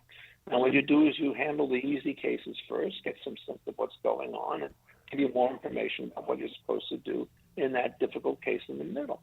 Now, Schiff is just a blustering fool, and he's always trying to trap people. Well, never said a truthful thing in his life, as far as I can tell, with respect to any matter of serious public concern. So I think Vance basically did it right, and I was just amazed to find out there were people who were saying that blowback against this. And what is this a symptom of? This is not my view of Donald Trump, which is, I think, now known to be Trump a la carte. Everything he does, what you do, is you have to look at it case by case because he's a very erratic fellow. What these guys want you to do is to say everything that Trump does is wrong because he's Donald Trump, and we don't have to look at the individual merits because we'll just condemn him full scale. And that's every bit as dangerous. This man is basically very difficult to keep track of. Already, I think he's done some decisions that I'm unhappy about. I'm not sure that they're wrong, but I think the Gaza truce may well be too premature, and I think Trump may have had too heavy a hand on this stuff. I don't know what he's going to do in Ukraine. There's just a lot of stuff about this guy we don't understand, but he's going to do some good things as well, and so you suspend judgment. But I think, in effect, what's happening is Pam Bondi is being treated as political theater because whatchamacallit Schiff wants to stop her and anybody else he can, and he'll use whatever tactics he can to do so. Well, I think the also to the pushback on Vance coming from Trump Vance supporters, is the justice system is rigged against us, and you have to send a strong message that the days of lawfare are over. There has to be essentially some retribution in order to ensure that these same practitioners of lawfare don't do to the next guy what they did to Trump and others and J6 protesters and so forth the next time they're in power. I think that's where this really comes from. It's just the complete mistrust and anger in terms of how the justice system has operated under this administration. Which I fully agree with. The problem is two wrongs don't make a right, and you don't want to make the point by showing, in effect, that you too could play as dirty as the other guy. What you want to do is to say, we're not going to do it. One of the issues that Trump is going to have to face is when Biden was president, he lawlessly fired, and I was the lawyer in the case, every single member of every advisory board, including all of those to the military academy. And it says if you resign by 5, we're going to basically say, well, I'm firing you at 6. Well, one of the people who was fired said Trump should do the same thing to the Biden appointees because the Supreme Court did not say they couldn't do it, and the circuit court refused to decide it on the merits, and the district court said it was okay. That's exactly the wrong thing to do. The way you get even with Biden is to do it right and to show that he was completely lawless on things by not imitating his behavior. And so it's absolutely critical when Trump comes in that the way in which he shows that lawfare is not taken is not to do it against his opponents. And I think he's capable of doing that. I mean, the Martian case was a perfect illustration. It was really, I thought, a kind of a sordid incident and so forth.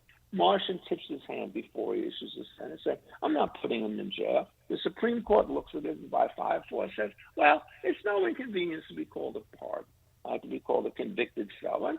Get on with your work and bring an appeal. I regard that as absolutely mindless kind of justice. And what they should have said is what you should say in all of these cases. If a guy is president, all the proceedings stop because it's just too dangerous. And the last thing I really want to see is Donald Trump in court now playing against Judge Marshall. The case against what he did is overwhelmingly powerful as far as I'm concerned. But I think if you bring this into the issues, it's going to take 2 or 3 years to resolve. And I do not want the president being diverted for this kind of stuff. He's so combative. He's already announced that he's going to fight it. I'm not sure that it's prudence. We know that he's a man of valor, as it were, but valor is oftentimes not as good as discretion when it comes to letting it go.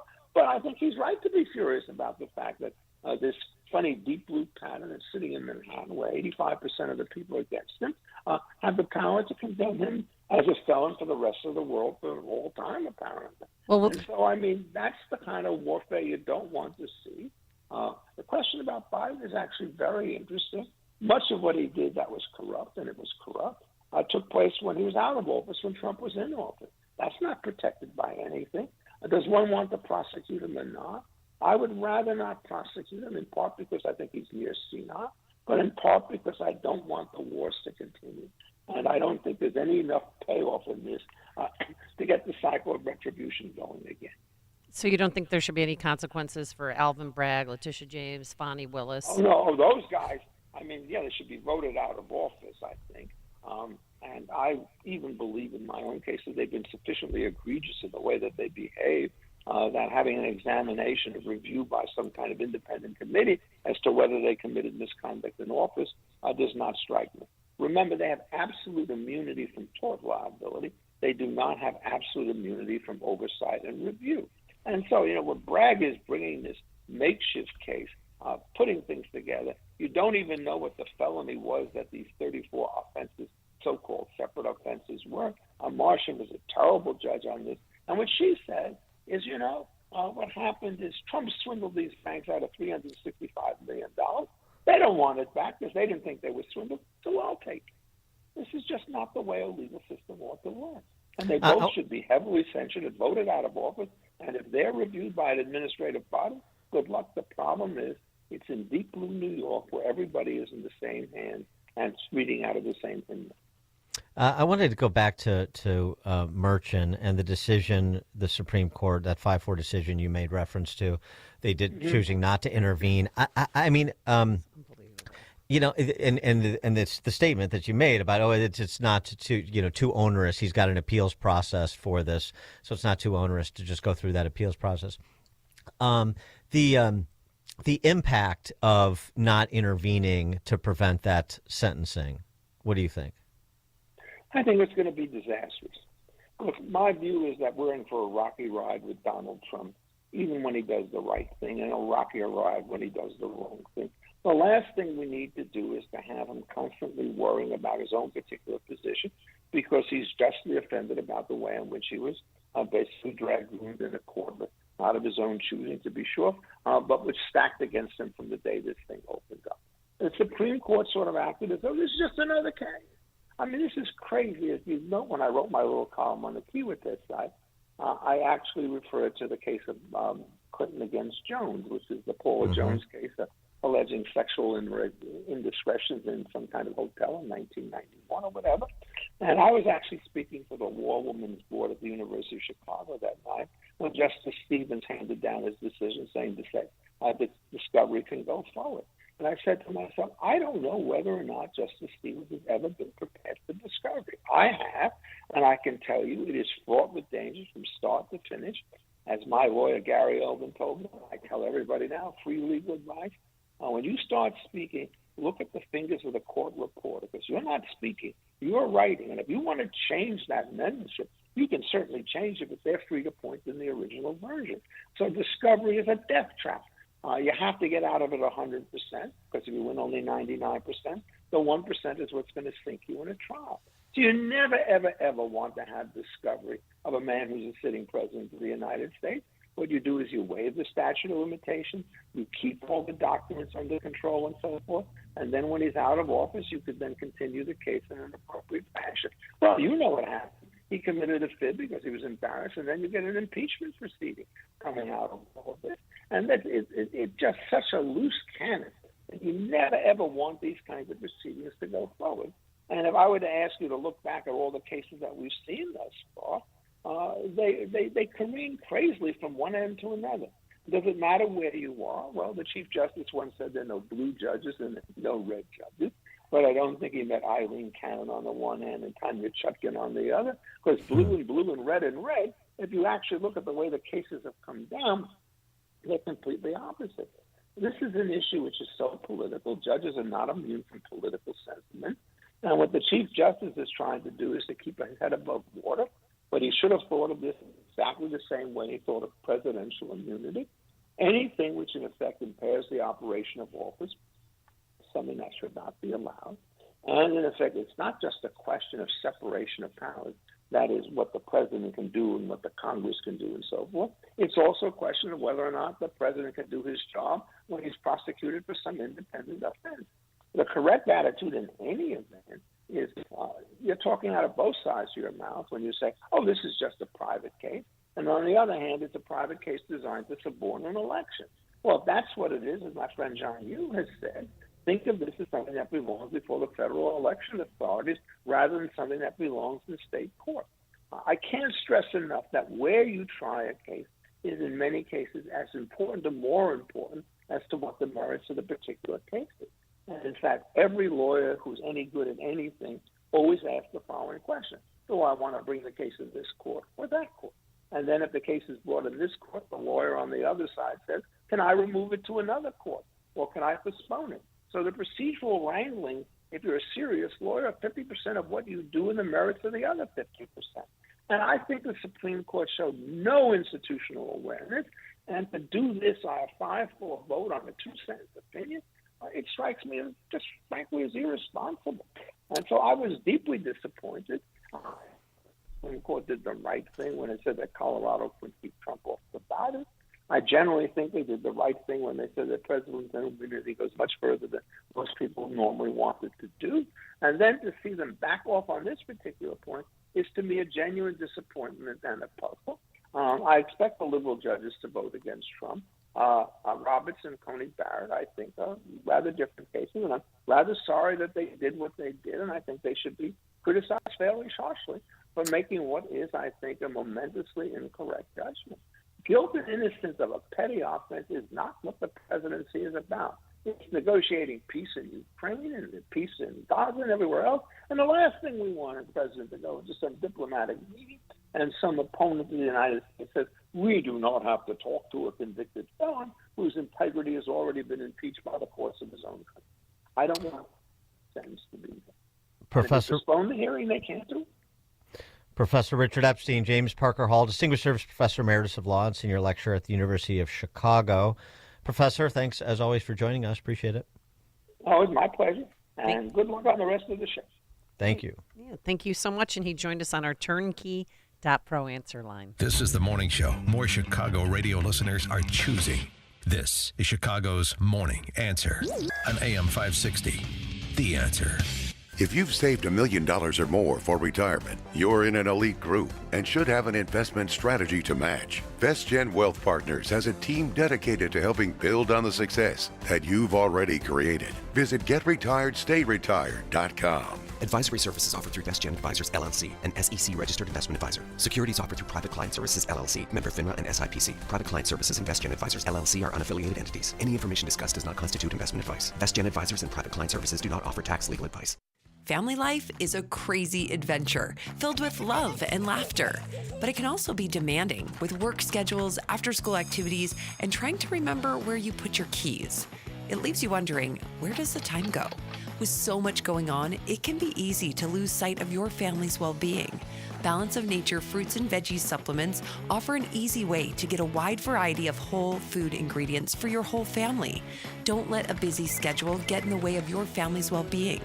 Start your journey with Balance of Nature supplements today. Call 1-800-246-8751 or go to balanceofnature.com and sign up as a new preferred customer to get 35% off your first preferred set with free shipping and our money-back guarantee. That's 1-800-246-8751. Don't wait. Go to balanceofnature.com or call 1-800-246-8751 and get this special offer by using discount code CHICAGO. After 30 years of doing knee and hip replacements, Dr. Mitchell Scheinkup thought there had to be a better way, and that led him to regenerative medicine. I was one of the first orthopedic surgeons to do it. Now, after 20 years of successful orthobiologic treatments, lots of clinical data, research, and teaching, Dr. Scheinkup is National Medical Director at QC Kinetics. They've done an amazing job of becoming the most significant orthobiologic and regenerative medicine practice in the United States. QC is so far ahead of the game in its science, its protocols, its people, its facilities. So if you have chronic pain from arthritis and you want to avoid drugs and surgery, call the experts in this revolutionary field, QC Kinetics. To give patients real lasting relief from pain, that's what I live for. That's my mission. Get your free consultation now. Call QC Kinetics. Call QC Kinetics, 312-809-5955. That's 312-809-5955. 312-809-5955. AM 560, The Answer. All right, coming up on Chicago's Morning Answer. California Governor Patrick Bateman continues to focus on political damage control. His latest executive order at 8:38. But first, let's stop by the newsroom. Here's Mike Scott. 8:32. CAL FIRE says crews are making progress this morning against the Los Angeles wildfires. Red flag warnings have expired for much of the area, allowing crews to get a handle on the two major fires. 2 people are behind bars on suspicion of starting fires outside of areas impacted by the Palisades and Eaton fires. Los Angeles Police Chief Jim McDonald. During the investigation, the suspect admitted to starting the fire because he liked the smell of burning leaves. The suspect was subsequently booked for arson. Another arson suspect was arrested in East Hollywood about 4 hours later. Israel delaying a cabinet vote on a ceasefire with Hamas after claiming the Palestinian group is reneging on parts of the agreement. Fox's Trey Yingst is in Tel Aviv. The Israeli cabinet was scheduled to vote today. That would be followed by a 48-hour period that would allow for objections in the Israeli Supreme Court. But we've just received a statement from the Prime Minister's office claiming that Hamas is going back on some of the agreements. Diplomatic conversations are continuing at a high level, urging stability in the deal. A statement released by the Prime Minister's office said, quote, Prime Minister Benjamin Netanyahu spoke this evening with U.S. President-elect Donald Trump and thanked him for his assistance in advancing the release of the hostages and for helping Israel bring an end to the suffering of dozens of hostages and their families. A big chunk of the U.S. is bracing for below zero weather as a polar vortex dips into the lower 48 beginning this weekend. A Detroit school district paying students to show up for class. Detroit Public School Community District high school students who get perfect attendance will be paid $200 every other week. City of Chicago City Council is avoiding voting on controversial issues. Aldermen did not vote yesterday on restoring exemptions to the city's Welcoming City Ordinance. Alderman Andre Vasquez was opposed. We have a history of this city getting that part wrong and settlements that come because of it. A vote on reducing the city's default speed limit to 25 miles an hour was also tabled. Chicago sports, the Bulls lost to the Hawks, while the Blackhawks traveled to Nashville tonight. The Bears had an in-person interview with former Cowboys and Packers headman Mike McCarthy. College hoops last night, Loyola beat Rhode Island, Bradley destroyed Indiana State, and UIC took down Murray State. The news service of Valdecas Windows for the discerning homeowner looking for high-quality and professional-level window replacement service. Contact Valdecas Windows, your award-winning Platinum Elite Pella Certified Contractor, Valdecas.com. A check of traffic and weather on the way next on AM 560. Larry Elder believes this could be just the start. Last 4 years, minimum of 10, maybe 12 million illegal aliens in this country, unvetted from virtually every single country in the world. Hundreds have been intercepted who are on the terror watch list, and those are the ones that we caught. The FBI has investigations into domestic terrorism in every one of the 50 states. And the fact that this doesn't happen more often, to me, is mind-boggling. The Larry Elder Show, weeknights at 8, right before Sean Hannity at 10 on AM 560. The Answer. Wow. Are you buying or are you selling? As this is being written, silver is up more than 50% in just the past 8 months. And gold is the highest it's ever been.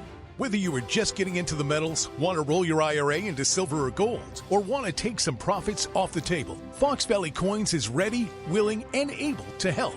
Even though Fox Valley Coins is a national dealer, they're family-owned and in your own backyard. Fox Valley Coins in Naperville almost always has the product you want in stock and pretty much always has the best pricing when you buy or sell. Buying or selling is easy. Bring your items in. We'll establish the price and pay you cash or check on the spot. Why wait to move your assets around? Did you know that Fox Valley Coins has sold over 3,000 one-ounce silver Donald Trump coins? We have several designs, but they're going fast. Fox Valley Coins on Route 59 in Naperville. Family-owned integrity since 1981. Family life is a crazy adventure filled with love and laughter, but it can also be demanding with work schedules, after-school activities, and trying to remember where you put your keys. It leaves you wondering, where does the time go? With so much going on, it can be easy to lose sight of your family's well-being. Balance of Nature fruits and veggie supplements offer an easy way to get a wide variety of whole food ingredients for your whole family. Don't let a busy schedule get in the way of your family's well-being. Start your journey with Balance of Nature supplements today. Call 1-800-246-8751 or go to balanceofnature.com and sign up as a new preferred customer to get 35% off your first preferred set with free shipping and our money-back guarantee. That's 1-800-246-8751. Don't wait. Go to balanceofnature.com or call 1-800-246-8751 and get this special offer by using discount code CHICAGO. If you own or run a business and you listen to AM 560, you might not realize that the conservative programming that you enjoy is supported by advertisers. Our loyal listeners love to do business with the advertisers they hear every day on AM 560. Now, it probably won't surprise you that there are some businesses who avoid advertising with us because they don't like what we do here. And that's okay, because our audience wants to support businesses that support what we do and think like we think. We would love to have you join the list of successful companies who are already reaching new, like-minded customers. Most AM 560 advertisers have been here for years for one simple reason: they get results. Join our efforts to make a difference in the lives of our listeners who are passionate about supporting our great family of AM 560 advertisers. To learn more, just visit 560theanswer.com/advertise. That's 560theanswer.com/advertise. It's 8:39, Team Hochberg Traffic Center time. And this update is service of Allstate. Some people just know you could save money on car insurance by checking Allstate first. Those people are probably saving a lot of cash right now. So what are you waiting for? Check Allstate first for a quote today. You're in good hands with Allstate. 70 minutes on the inbound Kennedy Drive from O'Hare into the Burns Circle interchange. Dan Ryan, 33, 95th into the Burns Circle interchange. Slow traffic on the Jane Addams I-90 jamming up eastbound Meacham to Route 53. Chicago's Morning Answer with Dan and Amy continues next. AM 560 Weather Center forecast. Breezy and not as cold, high 35 today. Cloudy and 24 overnight. Clouds and 26 right now.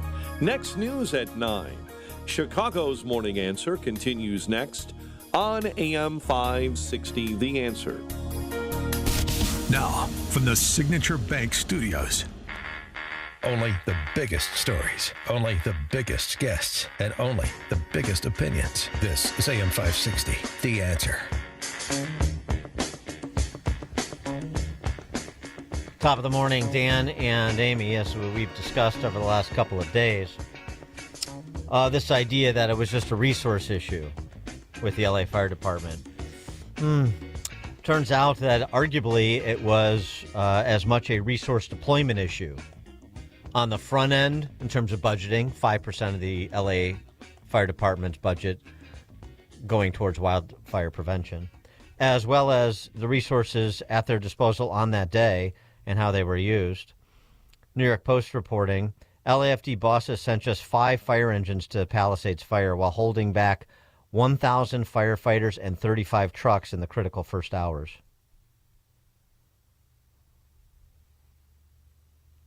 They deployed just a fraction of firefighters and trucks to the deadly Palisades Fire until it was already out of control. Just sending just 5 of the 40 available fire engines, holding back 1,000 firefighters, according to this report. You would have had a better chance to get a better result if you deployed those engines, said former LA Fire Department Battalion Chief Rick Crawford. You give yourself the best chance to minimize how big the fire could get. If you do that, you have the ability to say, I threw everything at it at the outset. That didn't happen here, and the choices were part of what he called a domino effect of missteps by officials. 312-642-5600, turnkey.pro answer line. You can also text us on that very same line. They also didn't call in off-duty firefighters until about 4 to 5 hours later.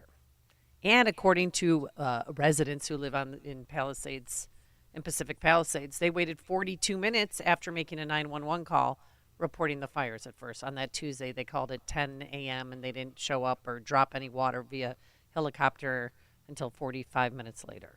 So, yeah, you may want to pump the brakes on that. It's all about the $17 million that Karen Bass cut out of the fire department. As we were talking about earlier with respect to the military, when the fire department is more focused on diversity, equity, and inclusion than it is on responding in emergency situations, well, of course, they're defending their resource allocation decisions, that calling it Monday morning quarterbacking. Well, that may all be well and good, but the question is in retrospect, is that a decision you would have made differently, knowing what you know now? Is it a decision that should have been obvious in real time to the experts? Certainly, it seems some experts weighing in are suggesting as much. Meanwhile, in this brigade of Bolsheviks that are the proximate cause of how devastating the fires have been, not the fires themselves, but the extent of them. This has been the conversation. It's hard to argue full prevention, but certainly you could argue there could have been a lot better job done mitigating. So what's Gavin Newsom doing? Well, he's going on left-wing podcasts. He flew Jen Psaki in there to help him with his damage control. You know, he's got political ambitions to serve here. Oh, yeah. And yesterday he announced the issuance of this executive order. I'm here in Altadena. I just signed an executive order with community leaders to deal with the issue that is becoming a bigger and bigger issue every day, and that's land developers that are engaging in predatory efforts to make unsolicited offers for properties at significantly below market value. This predatory behavior is disgusting in the best of times, and of course here in the midst of this tragedy at scale, it's disgraceful. So we're going to hold those folks accountable. I'm very grateful for the leadership here in the community that promoted this approach, and this executive order is a reflection of their direction and their commitment to preserving the unique character of this community for generations to come. Preventing predatory land developers from buying property under what Gavin Newsom determines as market rate, and making that a prosecutable offense to do so. Is that good public policy? Is that Gavin Newsom riding on the white horse to protect people's properties and property values? 312-642-5600, turnkey.pro answer line. I mean, there's one of the hardest hit areas was Altadena, 80% black. Even Lori Lightfoot's aunt and uncle, they lost their home in the fires. They're working class community. KTLA reporter was talking about how, you know, they might just build large apartment complexes on people's land. What? But the most interesting element of my conversation with Mr. Giacoletti was when he talked about the possibility of, as we start rebuilding, starting to relax some of the zoning laws, especially in a more working class neighborhood like Altadena, so that rather than putting up single family residences, especially on parcels where people might not have the wherewithal to rebuild at all, we allow developers to start putting up duplexes and apartments. In other words, increasing density, but also increasing more housing. Okay. Well, that's changing zoning laws. Right.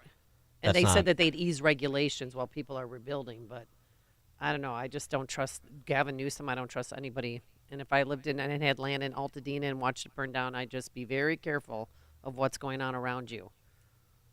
Well, what about his executive order prosecuting people who make unsolicited bids on property if he doesn't think that they're at market rate? That's none of his business. If I'm a property owner and I want to sell my place and get the hell out of California, that's not the government's business. I own that land. Bob and Carol Stream. Hi, good morning, guys. Thank you for taking my call. I'm just curious, Dan, Amy, do you think anything is going to happen in terms of repercussions against these people that may or may not have failed? Schiff, Pelosi, Newsom, all these related Dems out there. I'm just wondering, is this going to end up with ramifications for someone, or is it just going to end up like Hawaii and disappear from the headlines and on to the next soup of the day? Yeah, that's a good question. I don't think anybody knows the answer to it. What I suspect will happen is that sort of like George Gascon, the prosecutor who was recalled, or Chesa Bodine in San Francisco. There'll be one person that becomes sort of the scapegoat, and then the others will distance themselves and probably survive. Although it was interesting, so Chesa Bodine got recalled. Mm-hmm. And then London Breed lost her re-election, the mayor. So there was still some residual animus towards the mayor, even after the prosecutor got recalled for what a pit San Francisco had become on her watch. Interesting. So it's hard to say. Yeah, I think Karen Bass is going to pay the price for this. So do I. Yeah, that would be. She's low-hanging fruit, and you know. Yeah, and plus, I mean, she's how old is she? 70-something. I mean, so she could also walk away at the end of this term, and and have more time to travel to Ghana. Greg in Jefferson Park. Hey, good morning, guys. Yeah, plus, she's got, 2 pensions coming? She'll be making, quarter million, $350,000 a year in pensions. One of the things you had to consider doing to make it so everybody gets their fair share, take some of that oceanfront property in Malibu and build a low-income 20-story building with low-income people living in there, because you want to distribute all the all the money and make sure that everybody's getting their fair share. Can't go without it. Well, that's true, Greg. I mean, these are people who are strong proponents of quote-unquote affordable housing, which is a euphemism for projects.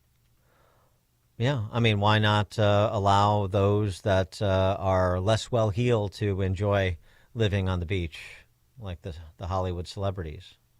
Yeah, sure. Maybe that'll be part of the regulatory relaxation that we keep hearing about. We'll see. Glenn in Orlando. Yeah, good morning. We have all of this great technology today in the year 2025, but we don't have common sense.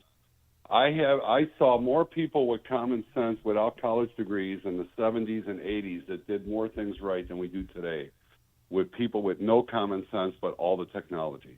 So, thanks for the call, Glenn. Chuck in Delavan.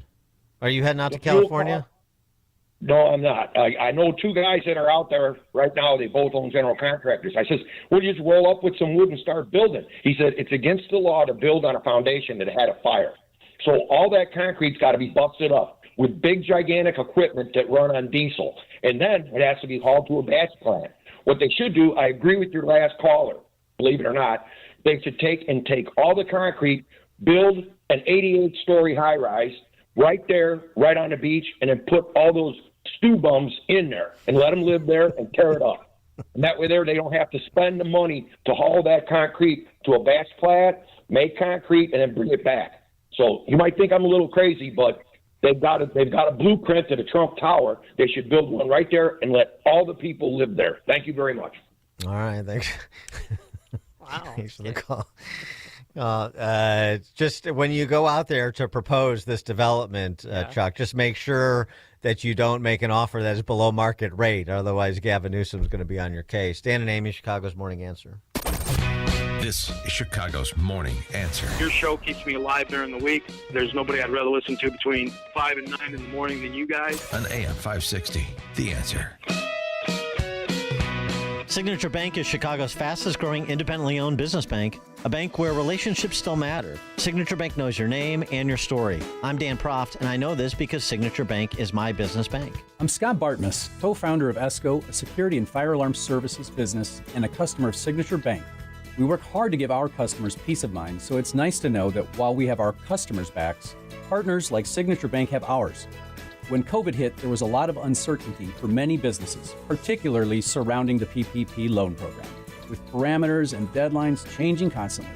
The executives from Signature Bank worked weekends alongside their staff, filling out and submitting applications to ensure they took care of us. That type of dedication is hard to find, but we found it with Signature Bank. Signature Bank helps local businesses succeed. Want to learn how Signature Bank can help turn your business vision into reality? Call Signature Bank at 773-467-5600 or visit signaturebank.bank. Member FDIC, Equal Housing Lender. I know some people who have some chronic pain in their hip, another friend who has chronic pain in her shoulder, and they're just sitting there doing nothing. But they don't want to go to take, they don't want another surgery. They don't want the downtime. They don't want to be on the drugs afterwards. And I keep telling them, you've got to call QC Kinetics. Why? They have helped tens of thousands of people, not only in the Chicagoland area, but across this country. It's with regenerative medicine. And the Chicago area is under the leadership of Medical Director Dr. Ashley Caravelli. You can revitalize those joints with advanced orthobiologic treatments at QC Kinetics. No steroids, no drugs, no surgery. This is the future of medicine, folks. They use an array of natural solutions like PRP to attack the pain from arthritis or an injury. So many of our neighbors have discovered these cellular treatments. Joe Rogan recently mentioned his positive results with regenerative medicine on his podcast. And people are living life again. So don't wait. Don't just sit there and do nothing. Be proactive. The consultation is free. Absolutely free. You have nothing to lose. They'll walk you through the process. They'll explain how it all works. And then they decide if it's right for you. Deal with that joint pain now in your hip, back, knees, shoulder. Here's what you do and make the most of this new year. Call QC Kinetics right now. 312-809-5955. That's 312-809-5955. 312-809-5955. 5955. The following heartwarming yet informative scene is brought to you by Trust and Will. Son, your grandpa and I used to work on this car together, and when I'm gone, I want you to have it. Wow. Thanks, Dad.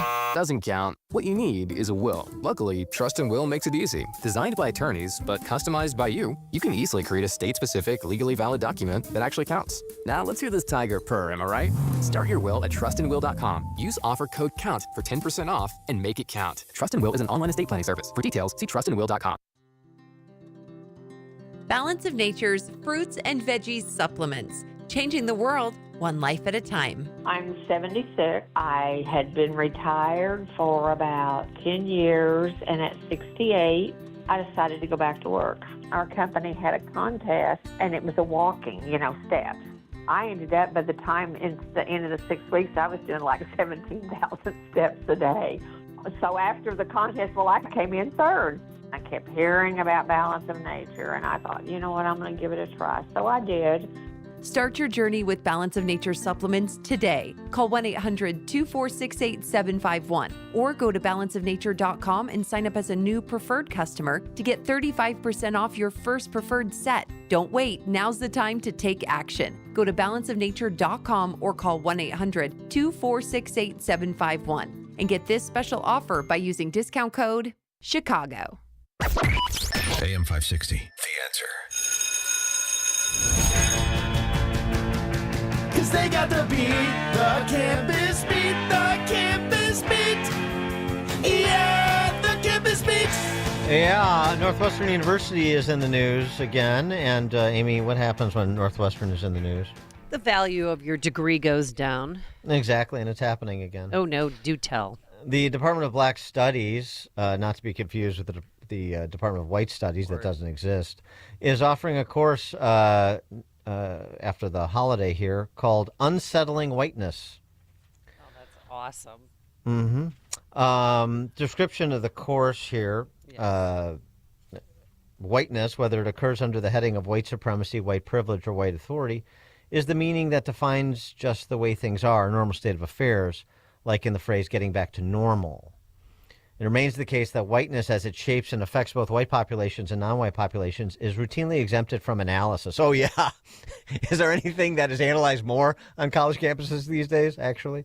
Anyway, all of which raises the question of how and why this particular white elephant in the nation's room, a wonderful turn of a phrase, has remained unstudied and understudied for so long, so much so that many white individuals appear to be oblivious to the racial issues of whiteness and their own whiteness until they encounter people of color. I think the Northwestern's basketball team is going to have to be the first to audit this course. Maybe Chris Collins can lead a discussion group.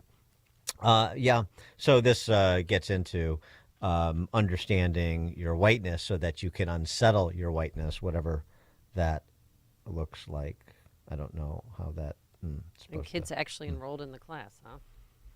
Barner Hess, the Department Director of Undergraduate Studies and Associate Professor of Black Studies, is the professor. Oh. Barner Hess. I hear he's very good. Barner Hess. Give a warm welcome and some whiteness love to Barner Hess. When I think of unsettling whiteness, I think Barner Hess. Can there be a I don't know whiter about name? you. Barner. You may be familiar, as we all should be, with his research interests, which include black political thought, black critical theory, black affect students, black conceptual methodologies. He seems to have sort of narrow cast his research interests. I don't know if you're picking up what I'm laying down. Yeah. Mm-hmm. Yeah. So there you go. For families, they're looking for a place to send Jack or Sally. And there's my whiteness again. To earn their undergraduate degree at, I don't know, $300,000. The heady price of $300,000, but that credential, woo, that Northwestern credential. He's going a radio talk show host with it. Yeah, there you go, right here, Northwestern, $300,000, and your honky son or daughter can unsettle their whiteness while they're there. Oh, yeah. Are you so glad you went to Northwestern? What other colleges were you looking at besides Northwestern? Remember? Can you think back at that far back in the time machine? I wanted to follow in Rahm's footsteps and go to Sarah Lawrence, but And major in ballet, but you didn't know how to break it to your parents? yeah, exactly. All right. Yeah, just updating Northwestern, a little campus beat. Don't get too excited about the end of identitarian politics. The Democrat Party is not ready to walk away, and certainly the institutions that support them are resistant as well, starting with academia. Yeah, and they've learned nothing since the last election. All right, our thanks to Justin Kosick, our technical producer, and Keith Conrad and Quinn McCarthy, who are producers today. We are back here bright and early tomorrow morning on Biden's last full day in office. Oh, my goodness. But now let's head into the newsroom. Here is Mike Scott. Chicago City Council avoids votes on 2 key ordinances. The CTA has named a new leader. Illinois Attorney General is suing Deere and Company